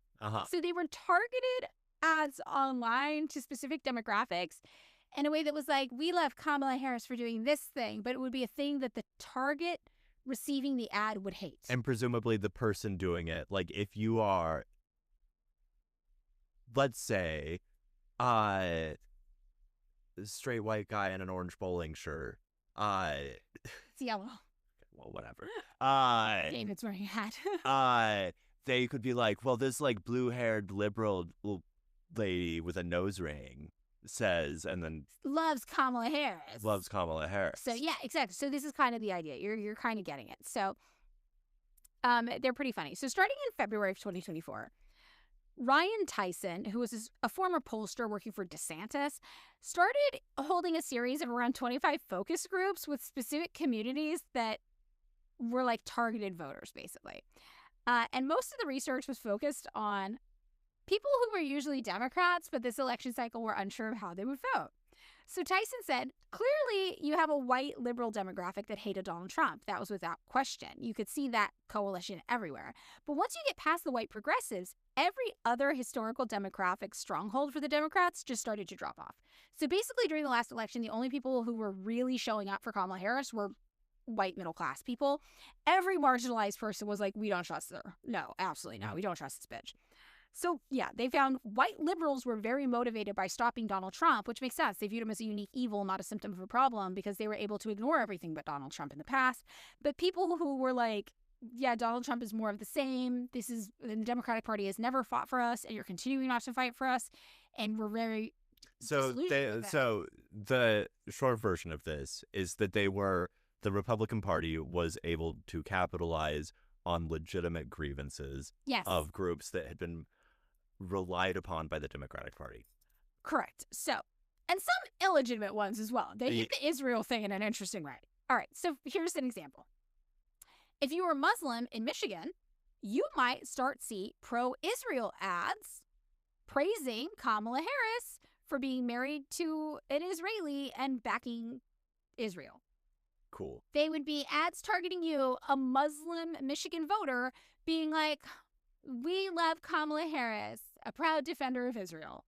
Yay, Kamala Harris. Those were ads paid for by the Republican Party. Okay, so I will say, what was the name of the lady who yelled at you? Elizabeth Booker Houston. You've got that name just drilled. Oh, this woman is my enemy. One does understand, granting this, I gave no pro-Kamala takes. No, yes, but like... She technically would be more likely to be paid by the Republican Party than me. Yes, but one understands they are doing like mental jujitsu and the advertising. But she did it the wrong way. Yeah. Out of the mental jujitsu, someone like her would be more likely to be paid by the Republican Party to make seemingly pro-Kamala content that actually made Kamala supporters look insane. I mean, and this was after the election, all of the like online sort of like what they called white progressive types having meltdowns online and being like, I hope the genocide continues. Thanks, Muslims and Dearborn. Exactly. Full mask off moments. Yes. Okay. So here's another example, though. Let's say you're Jewish and you're in Pennsylvania. You might see ads about Kamala Harris that come from the same Republican group that are like, yay, we love Kamala Harris for saying she might consider stopping U.S. arms shipments to Israel. This is not true, by the way. Yeah. And the Republicans were like, yeah, she didn't actually say this. Did she? I feel like I remember that we have to look into it or something to that effect at some point. It was like, I don't know. It was like a milquetoast non-statement that was like... AOC was the one that was like, you guys don't even understand. Biden and Harris have been working tirelessly. That's right. And all these people came out and they're like, this is not true. They never talked to anybody of political relevance about a ceasefire whatsoever. All right. So then another group might promote Kamala's bold progressive social agenda to conservative-leaning Donald Trump voters. Mm-hmm. Right? Yeah. Okay. Even though we know Kamala Harris was not socially progressive. So that's where you get the blue-haired liberal. Yes. Kamala Harris loves blue-haired liberals, but it's like, no. Kamala Harris... No, Kamala Harris laughed at people for suggesting you should build more schools than prisons. I will say... Harris is very conservative and also ran on being tougher on the border than Donald Trump. Kamala Harris does love a blue-haired liberal. Right, like... Her child? No, her yeah. Stepchild? Yeah, her stepchild or whatever. No, but like also, right, like it's that like it's a rainbow coalition of evil. It is. Right? Like it's a rainbow coalition of evil. That's what the Democratic Party is. You're so right. I love that phrasing. So, another might have, if you're like a young liberal, they might be showing you videos talking about how Kamala Harris abandoned the progressive dream. It was too middle of the road. Okay. That would be the Republican Party. That is true, right? But that would be targeted to young liberals. So this is the kind of stuff Elizabeth Booker Houston was like, this is what Madeline Pendleton's doing. And it's like, no, sorry. She didn't abandon the progressive dream. She never was on board with the progressive dream because she's a Democrat. And the Democratic Party is not progressive. So it's just like kind of wacky. All right. So if you were a black voter in North Carolina... This is the wildest one, because this is like, you could tell this is Republican messaging because of how racist it is. Democrats do racism in a more savvy way. Republicans do racism in the most like baseline, just idiot way. They're both doing racism, right? But Republicans are so stupid about how they do it. They ran an ad to black voters in North Carolina saying that Kamala Harris wanted to take away their menthol cigarettes. That rocks. That's so good. Wild. That's like. I know. Just some guy being like, listen, we really support the anti-emphysema thing and like you won't be able to get your Newports anymore. You know what? I didn't even think about this. They're all seemingly pro Kamala Harris ads. So I wouldn't have even been the market for the young liberals. It would be young liberals being shown videos from middle of the road seeming Democrats being like, we're so glad Kamala Harris abandoned the left. Vote for Kamala Harris. That would be the paid ad content, because none of this is being presented bad. It's all being presented as good. No, I mean, because, yeah, this is like... Yeah, it's all Oh, like... Kamala Harris. Like... So really, it is the Elizabeth Booker Houstons of the world. As vice president, I like this very hypothetical. As vice president, Kamala Harris appointed a surgeon general who violently attacked the R.J. Reynolds company. It would be like, we love Kamala Harris, our bipartisan queen, for platforming Dick Cheney. This is what real American politics look like. Okay, Oh, Madeline, Kamala. you are It would be so that. bad It at... would be that. You are so bad I at think- thinking, right, like, I'm not capable of guile. you do not know, even sarcastically, which is the part that I'm just like, I'm too honest. I'm a very honest person. yes, I know. It's just wrong. But, like, right, so you could not do... No. I love, by the way, the menthol cigarettes thing. Oh, it's insane. Okay, That I have one more rocks. example of one of these other insane examples. So if you're a working class white man in the Midwest, you would be shown an ad praising Kamala Harris for supporting quotas for minority hires and also saying Zyn nicotine pouches would be illegal. They're really... They're really like, you love nicotine. This Kamala is- Harris hates nicotine. Love her. Love her for hating nicotine. Haha. In parts of Silver Lake and Brooklyn, they're said Play. they well no they what the it's she's only going to have you have or let you have 2 colors of American spirits. Oh, so true. Only the yellow ones. Or it'd be like, we love Kamala Harris for getting all of the tasty vapes taken off the market. I think That the was kids a don't. move. The kids like the tasty vapes. They're really mad. There's a black market of tasty vapes. I know, like every tobacco shop in town has like it's not, you can't even call it a black market. They have like neon signs outside that say like we have the flavored jewel pods. We have the ones that are illegal, yeah. Okay, so all of these ads that seemed like they were pro Kamala Harris ads, which again, it's not even someone like me they would pay to talk shit about Kamala Harris. They would pay somebody who looked very centrist to praise Kamala Harris for being very moderate and then market it to somebody who looks like me. All of these ads were part of a single $45 million kind of plan that was created by Elon Musk's advisors, who had previously also worked on the presidential campaign of DeSantis, right? So they were funded all with anonymous donations. They were micro-targeted messages, usually going to swing states in particular, and often with ads that appeared to be something that they were not, like basically insinuating maybe they were paid for by Kamala Harris or Democrat-leaning kind of PACs. So they referred to this campaign tactic as a false positive. And what they found was this. Ads tested better if Muslims felt that they were seeing a message that was meant for Zionists. Bernie bros felt better about the ads they were seeing if they thought they were hearing from the quote-unquote far left. Zyn bros, the nicotine chew guys, felt they were hearing from activists who wanted a world without gas-powered vehicles, a ban on fracking, and affordable housing for undocumented Americans. If they felt that they were seeing ads targeted for those people, they were more likely to believe it was true. It's worth noting these are not policies that Harris actually supported during her campaign. I mean, first of all, that sounds like a sick-ass policy. Yeah, she should I don't- I have would- that instead. I will say, I think you don't chew it. It's like a nicotine pouch. Yeah, it's a pouch, but you just like Oh, tuck it. yeah. Okay. You- You're right. I am going off the old, like, chew is what. Yes, no, it's like it's you not. It's different. You're right.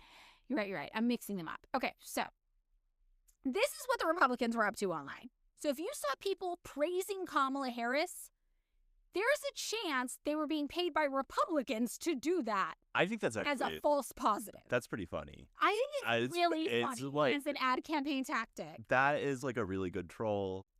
Republicans are unfortunately way better at trolling than the Democrats, and that's why everybody's so excited in the Democratic Party about Gavin Newsom, because they're like, oh my God, we found a troll. And like somebody I follow on Twitter was like, no, as a Californian, you don't understand. The thing about Gavin Newsom is that he's like a rabid dog. So like if you release a rabid dog into a boxing match ring, sometimes he's gonna bite your opponent and you're gonna be like, haha, cool. But then he's gonna turn around and bite you and you're gonna be like, actually not so much a fan of this. And like that is like the perfect way to explain him. So he's like just a troll. And that's why the Democrats are like, oh my God, we're so bad at trolling. Republicans are so good at trolling. Gavin Newsom can maybe troll back. But like, Yeah, he's not great at it. he's not actually good at it. He's not good at it. It's like this. Do you remember when Elizabeth Warren, like people were like stoked on Warren, and they were like, she was like tweeting, Xing at. Okay, you got to drop the X thing. This is crazy. No, this is I don't even know what you're supposed to call a tweet if you call it X. I just I believe that because the internet is poisoning us all, calling it X.com is like having the warning label on the bottle of poison. Okay, that might be true. That Twitter, is, calling it Twitter is sanitizing it. it's sanitize it like It's making you harken back to a simpler time. It's relying on fascist ideals of nostalgia. yeah. I You think can have nice things. We can have Twitter back. We're never I getting think- Twitter back. It's X.com. you have to X now. Okay, I That's- actually do appreciate this argument, and I think you have a point here. But where were we? We're talking about the trolling and how Gavin Oh. Newsom's not actually a good troll. No, okay, but but it's this Democrats' idea of a good troll. which is so pathetic. remember, like Elizabeth Warren would, back when it was Twitter, pre X, would tweet at Donald Trump first Trump term, and would like kind of, and like people were like, wow, she's so good at getting him pissed or whatever. She's gonna be such a fucking She would like rage bait him. yeah. And I was like, no, you don't get, like, for most Americans, she comes off as like an annoying, hectoring school teacher Yes. who's making you do your homework. It's not cool. And so what they hear is like Donald Trump is Spicoli, and Yeah, she's making him look cooler. yeah, and it's like Gavin Newsom is a different variation of that, where it's like Democrats like it because they are kind of scolds. Yes. And they're like, haha, he's so funny. Yeah, but it's like, no, he is the guy like at the end of the bar and Sideways, kind of like Yes. they're like he probably doesn't drink Merlot. Yeah. Like No, it's totally true. It's like, yeah, they're missing the plot completely. Meanwhile, I once trolled a multi-millionaire artist when Instagram first became a thing. Mhm. I remember everybody was like, "Oh my God, Twitter and Instagram are so cool because you can just talk to celebrities." Mhm. An artist, a really really rich white guy artist, came out with an entire like showing that I thought was super misogynistic and exploitative of women, and so the way I dealt with this was not by being like, you're an exploitative misogynist. It was that I spent a week aggressively trolling his Instagram account. And this is when celebrities didn't have that many followers. So I would literally comment on every single one of his posts making fun of him. what was okay? You seem to be aggressively avoiding who this motherfucker is, though presumably is somewhere on the Wayback Machine. Okay, here's the reason why. I looked it up recently and I remembered the person's name, but then I forgot it again. I don't think it was Richard Prince. Whoever it is actually no longer has an Instagram account. Okay. And Presumably not because of you, but because they're No. I feel like maybe it was multiple people. I'm going to look up and see if Richard Prince has an Instagram account still. If he doesn't, it might have been him. If not, it was the guy who did the crystal skulls, maybe? Damien Hirst. Yeah. Okay, it might be Richard Prince, actually. Or Richard Prince still has me blocked, and that's why I can't find him. Okay, well, So whatever. the end of the story was that I aggressively trolled this man so much that he started replying to me and getting really upset, and then he blocked me one day. I mean, I will say, there is nothing so thin-skinned as an artist. Oh, yeah. Like, But that's the thing. It's like when you're trying to troll somebody, you don't approach them with your values. They don't share your values. They don't care. you have to approach them with like their that's values. and so it's So like I wasn't just like, you hate women and are a misogynist. Like, this guy doesn't give a fuck. I was just like, your art's embarrassing. Like, this is oh my stupid. God. This is You're fuck really you. bad at art. Like, this is so, yeah, like, this is like not, I don't know. You're just like a rich guy. You're so disconnected. Okay, from this is from again, America. Madeline. You. This is Oh, no, because rich guys desperately want to pretend like Oh, they're actually, not rich. Someone was telling They me a want to act story like they're connected to the business. about a classmate of hers at NYU, like lying about their parents paying for their tuition and being like, yeah, I too am taking out student loans. And it was like, Yes, see, exactly. The Mhm. rich guys, especially the ones who do art, all have a complex about being rich yeah. because they know they've never experienced struggle. And they know struggle is what makes art. Well, no, I think that's bullshit. I think That's no, also I bullshit. think they have this whole fucking complex But that's like about a it. very okay. We're wildly off topic. Okay, Well, we whatever are. the case, I think it was Richard Prince, and I think he ended up blocking me, or it I am just going to deleted his say, account. I'm not sure. struggle makes great art is like some Protestant work ethic bullshit, right? Okay, that might be fair. That might be fair, Like- actually. That might be fair. But whatever the case, rich guy art is always bad. I do know that. Yeah, Most art is bad. Rich guy art is always bad. yeah. So I'm- for whatever the reason is behind that, But some, maybe it's not an examined thought. some motherfucking art comes out of joy or some other fucking Yes, experience. The Soviet experience of harvesting enough grain to feed your community for a year after a famine. I- There is I do not like constructivist art. okay. Well, Well, what's whatever. it like having bad taste? Is my question for you. All right, whatever. Back on track. Yeah. We're almost through this. So, meanwhile, the Republicans are running these false positive ads, which are unfortunately hilarious. Mm. Just like what a concept. No, Wow. they are extraordinarily smart at doing advertising. They are. Democrats, meanwhile, not doing this. Kamala Harris uses a super PAC run by Democratic Party operatives. The main dark money group supporting Joe Biden and later Harris was Future Forward USA Action. They gave the most money. It was around $304 million into spending on ads specifically and contributions to specifically Future Forward USA. This was kind of the money going into just this one group. And this means that $1, though, out of every $6 from undisclosed sources in the 2024 election cycle came through just one dark money group, which was Future Forward USA, which is really, really surprising. So, we're wrapping up our episode here. We're 2 hours in. It's going to be a single parter. The main question, the takeaway is, does it work? Can you actually just buy an election? Is it true that if you throw enough money at a problem, you can win? So, if I recall correctly, Democrats outspent Republicans by a ratio of 2-1 in the 2024 election cycle And still lost. and still lost. So, what's your takeaway? Okay, well, that is a statistical anomaly. Mhm. And that just shows you how insanely bad the campaign Democrats ran in 2024 truly was. It was so bad that it defied statistical probability because overwhelmingly the answer usually to this question is yes, you can buy an election. So one meta study found that, quote, a positive and statistically significant relationship exists between campaign expenditure, campaign contributions, and winning probability. However, they did find incumbent spending is less effective than contender spending due to diminishing returns for the former. So this doesn't really apply to the Harris and Trump thing with the incumbent because they both kind of were incumbents, but kind of not. I mean, I think, right, what the big anomaly was that first Biden debate performance or whatever that was, psychotically weird. Yes. And where it looked like he was mid-stroke. Yes. Also, Jeffrey Sachs, I just watched this the other morning. I couldn't sleep, so at 3 a.m, I put on a 1.5 hour long recording of Jeffrey Sachs, who's an American policy analyst who's worked under multiple different presidents and also is an economic advisor, talking to the EU Parliament.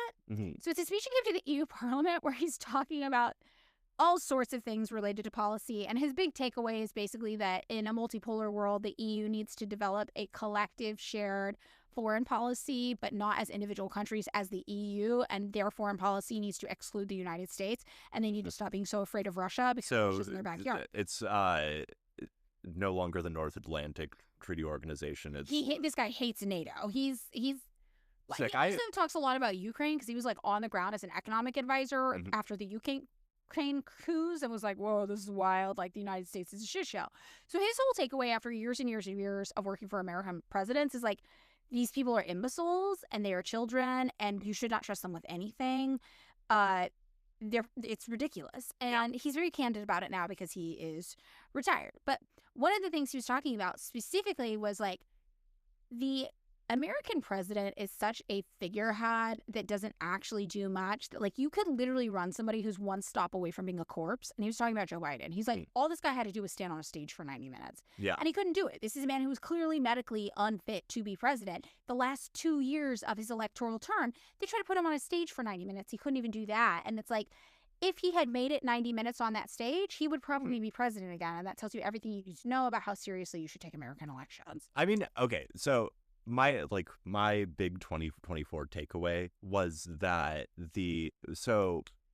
Trump got to do spectacle again, Yes. right? So we got DeSantis's black-pilled online campaign for a little bit. We got a novel about Trump, the contender who's been out in the dark, coming in back into the light, right? The Democratic Party, meanwhile, lied about Joe Biden's health Yes. for presumably maybe years. And then... And not just Joe Biden. Remember, a number of congressional seats, Democratic congressional seats, where people were so elderly they couldn't even vote on things. They were that's right, yeah. experiencing dementia. They were experiencing extreme physical disabilities related to their age. And their staffers were voting on things in Congress for them. Yeah. So the big takeaway is, like, there was no spectacle. When the DNC happened and, like, Brat Summer or whatever happened, that was, like, the big boost where people for a moment thought Kamala Harris was going to win. But there was no spectacle, which, to get back to your thing, all of this is trying to amplify the spectacle that is, like, the party's operation. Yes, and also the Democrats just ran Hillary 2.0. They didn't learn anything from the Hillary campaign. It's like they tried to run this campaign where they're like, we're connected to the hip youth, but it's like you're not connected to the hip youth, and everybody can tell, so you need to stop trying to be connected to the hip youth. Like, it's not going to happen for you. It doesn't matter how many TikTokers you pay to make videos teaching you how to dance in the White House. It doesn't matter how many pop stars declare it that you're Brat. Like, that's not how Democrats can win elections, and like, we know that, and they don't know that, which is wild. Again, if they they could be the emptiest promises in the world. Just say you're gonna do one thing for people. That's it. That's all you have to do to win an election. Pothole down the street from you, we're going to fix it. Yeah, any one thing. This is what I talk about all the time. Democrats win elections when they run on promising one simple thing that helps people. And they don't even have to deliver on it. That's how desperate we are for left-wing policies in the United States, because they're not a left-wing party, obviously. But if they just promise one single left-wing thing, people will vote for them because people want to vote for Democrats. And Democrats make it impossible. I will say, my experience as are we elder millennials? Yeah. Okay. As an elder millennial, I will say it can be the most vaguely worded bullshit. Yes. Like the Obama campaign ran on hope and change. That was well, they ran on universal health. No, but like that's what people were really. They ran okay. Because you said that and I looked it up and it was healthcare reform. Well, no, at one point, Obama did run on universal health care. It was not healthcare reform. And then they went back and tried to rebrand it after they realized they had a supermajority and would actually be expected to pass universal health care because there was no opposition, which clearly they were waiting to blame opposition for not being able to pass it. When they were like, we ended up with a supermajority, they went back and they were like, well, in the spirit of bipartisanship, I'm actually going to reach across the aisle and try to work with the Republicans. And that's when they were like, it's healthcare reform. But actually, initially, no, Obama did run on universal health. I think people, there was like a vague like anti-war thing. There was a lot of vague. There was a lot of vague. I think that is where it was like, we can be so vague.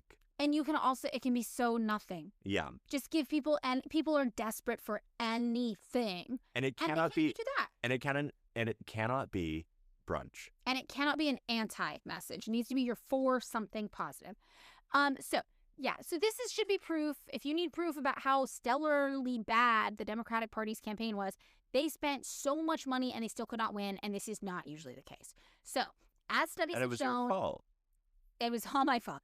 As studies have shown, yes, usually you can buy an election. The more you do it, the more money you have to spend because of the incumbent return on investment diminishing, but you can do it. So a different analysis on Open Secrets found that in 2024, 93% of the victors in the House of Representatives race were also the top spenders on campaigns, and 88% of the winners in the Senate were. So it was just the presidential election where this did not pan out because Kamala Harris was such a bad candidate. So knowing that, the question next is, how bad is it to be able to buy an election in your country? How corrupt and evil is it really to just be able to buy a politician if you're able to spend that much money? Like, all politics is corrupt. Why should we care about this? You know, why do we care about dark money? I mean, like, off the top of my head, I would say the sense of voter disenfranchisement, right? Or like the fact that like we have extremely low turnout elections probably has to do with an overwhelming cynicism about the nature of American politics. Yeah, I mean, yes. I think it's like too much of a direct symptom of capitalism. Like, you know, it's just it showcases the failures of capitalism. So there's this guy, Chris Hairston, who's a former Republican majority whip in the Arizona House of Representatives. He's now a lobbyist, right? He is evil, I'm sure. He actually said, in my 33 years in Arizona politics and government, dark money is the most corrupting influence I have seen. The evil people are like, hey, this shit's evil. An Arizona Republican. If you've never met an Arizona Republican, if an Arizona Republican is telling you something is corrupt, it's actually the Republicans are doing it, and it's not just like transgender people who dye their hair are corrupt. Like, that's obviously fake. If he is telling you, they're like, I think the dark money might be a corrupting force, I'm like, whoa. Like, even these people think it's a problem? People are like, this is a problem for sure. So in 2006, for comparison, campaign spending was 76% transparent. By 2016, that number had declined to just 29%. Now it's only 6 years after Citizens United. So you also have to think about, in terms of how bad is this, what's the future trajectory of this? If we look at how astronomical the dark money spending has been, the decreased transparency, what's this going to look like in 4 years, in 8 years, in 12 years? But I mean, it does raise a question about, I guess, electoral exactly. as a strategy at all, because it's sort of like, well, if the elections are basically pageants that do not matter, why turn up?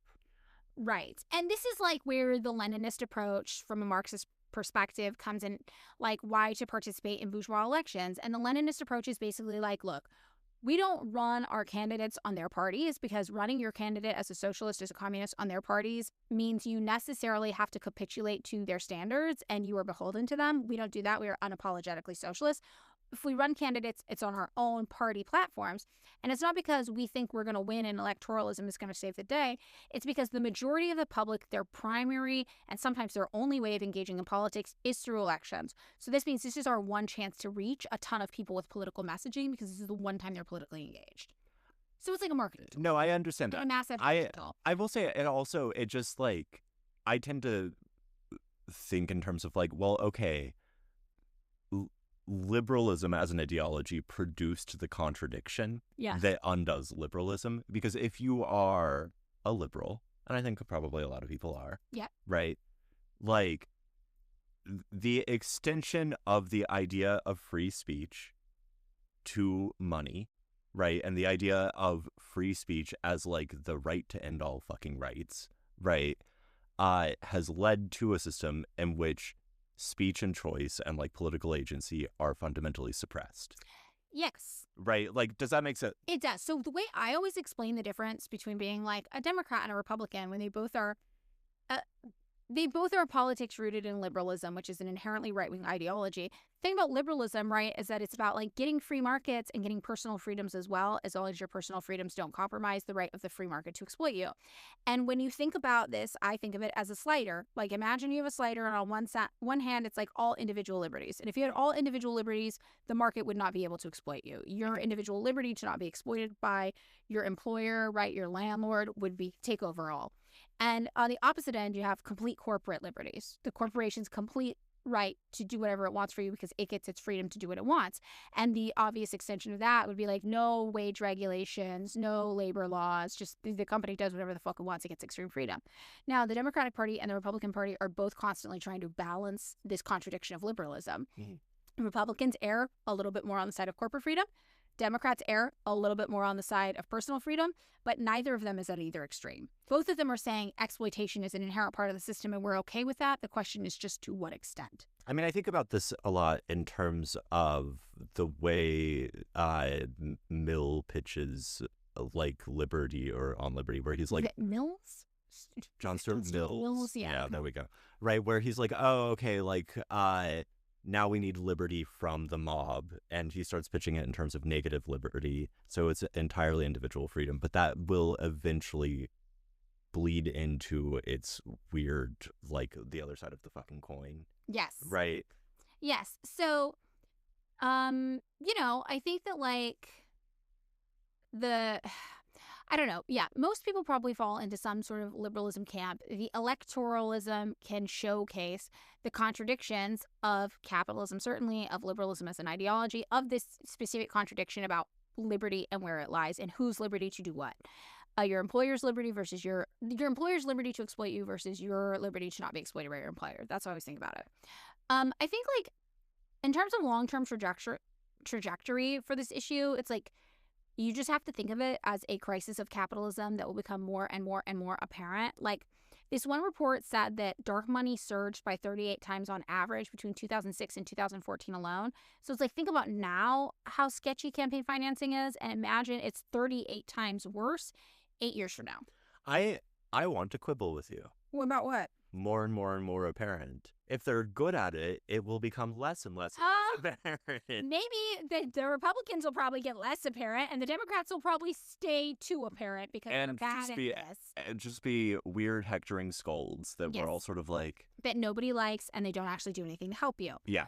So the authors of this one report that I just mentioned stated, quote, dark money at the state and local levels frequently flows from special interests with a direct and immediate economic stake in the outcomes of the contest in which they are spending, in contrast to what is often portrayed as the more broadly ideological outside spending at the federal level.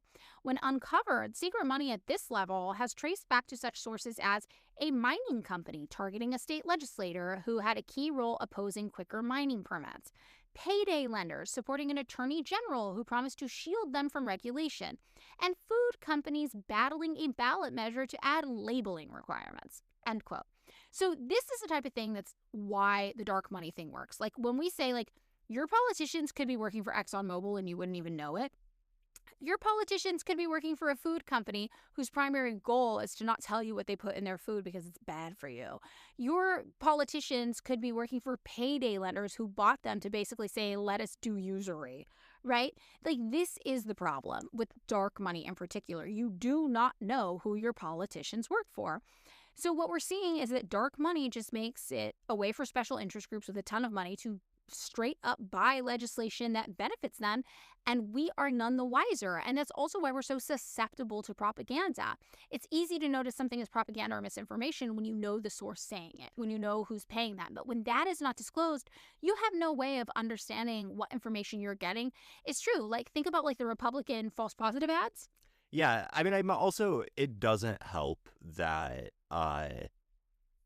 legislation is often extraordinarily recondite and obscure, and so that this happened here with the prop measure, which I think we've talked about before, where it was put up to a ballot measure whether or not healthcare workers' wages would be raised, or there would be like a statewide minimum for healthcare workers' wages, and all of these people who were paid for by like the big hospital companies and health insurance companies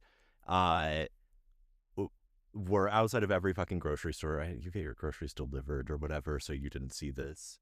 Sometimes they go to Ralph's. But and they're like, do you support higher wages for healthcare workers? And obviously everyone fucking said yes, because who doesn't? You're not a monster. We love nurses and shit. Yeah. But it was like, no, this would have undone or like potentially led to undoing higher wages negotiated by health healthcare workers unions, Right. and it was so deceptively and freakishly worded. And like if you pressed people on like, hey, where's your fucking money come from? Right. Like, who's paying you? They'd be like, oh, Right. yeah. And this is the problem. If you know who's paying you, you understand their intentions and where the messaging is coming from. But without knowing, you literally just have a bunch of rich guys running around like the wild, wild west, buying politicians to do their bidding. And we don't get a say in what's happening at all. And so this is what it comes down to for me about the United States. To me, one of the biggest issues with the United States is just the sheer hypocrisy. So when you think about all the evil stuff the United States does, we stage coups in other countries. We enact regime change because we're like, they don't have real democracy. We're going to give them democracy. And we see this, we do this as justification to invade other countries and destroy them. And we do not have democracy at home. Like when I talk to people from other countries online and I tell them about the Electoral College, even just that, they're like, wait, your country came to mine and destabilized it in the name of democracy and you guys don't even have direct democracy? Like, how did I not know this? And when you think about that coupled with, we don't have direct democracy, and you can literally just buy a politician if you want. You can just pay money secretly to have a politician do your bidding and you fund their campaign. This is a pattern of anti-democratic behavior that we engage in here at home that is, a big part of capitalism, and especially a huge part of capitalism as unregulated as it is here in favor of these rich people doing this. So we don't pick our candidates. For starters, with the two major political parties, they usually select the options that are best for us. And even when we have primaries, so much funding is pumped into the primaries that it sways the results of the primaries, right? And you could see that with the Democratic Party when they tried to run Bernie Sanders. They couldn't even get Bernie Sanders. Or I think his first name is Omar, the Fata in Minneapolis, who is a mayoral candidate, who the Democratic Party was like, we're just not going to do a quorum when we're like deciding who is going to be endorsed by the party, because it's going to be this guy we don't like. Right. So what we see is, first of all, the candidates we don't even get a say in. They decide who the candidates are. Second of all, the political parties that are the biggest ones, we don't even get a say in because they're suing other parties constantly to keep them off of ballots. There is nothing in our Constitution that says that we're supposed to have just two parties and that's it, right? Yeah. No, we're supposed to have any number of parties we want, and we're not able to do that because they just sue to keep third parties off of the ballots.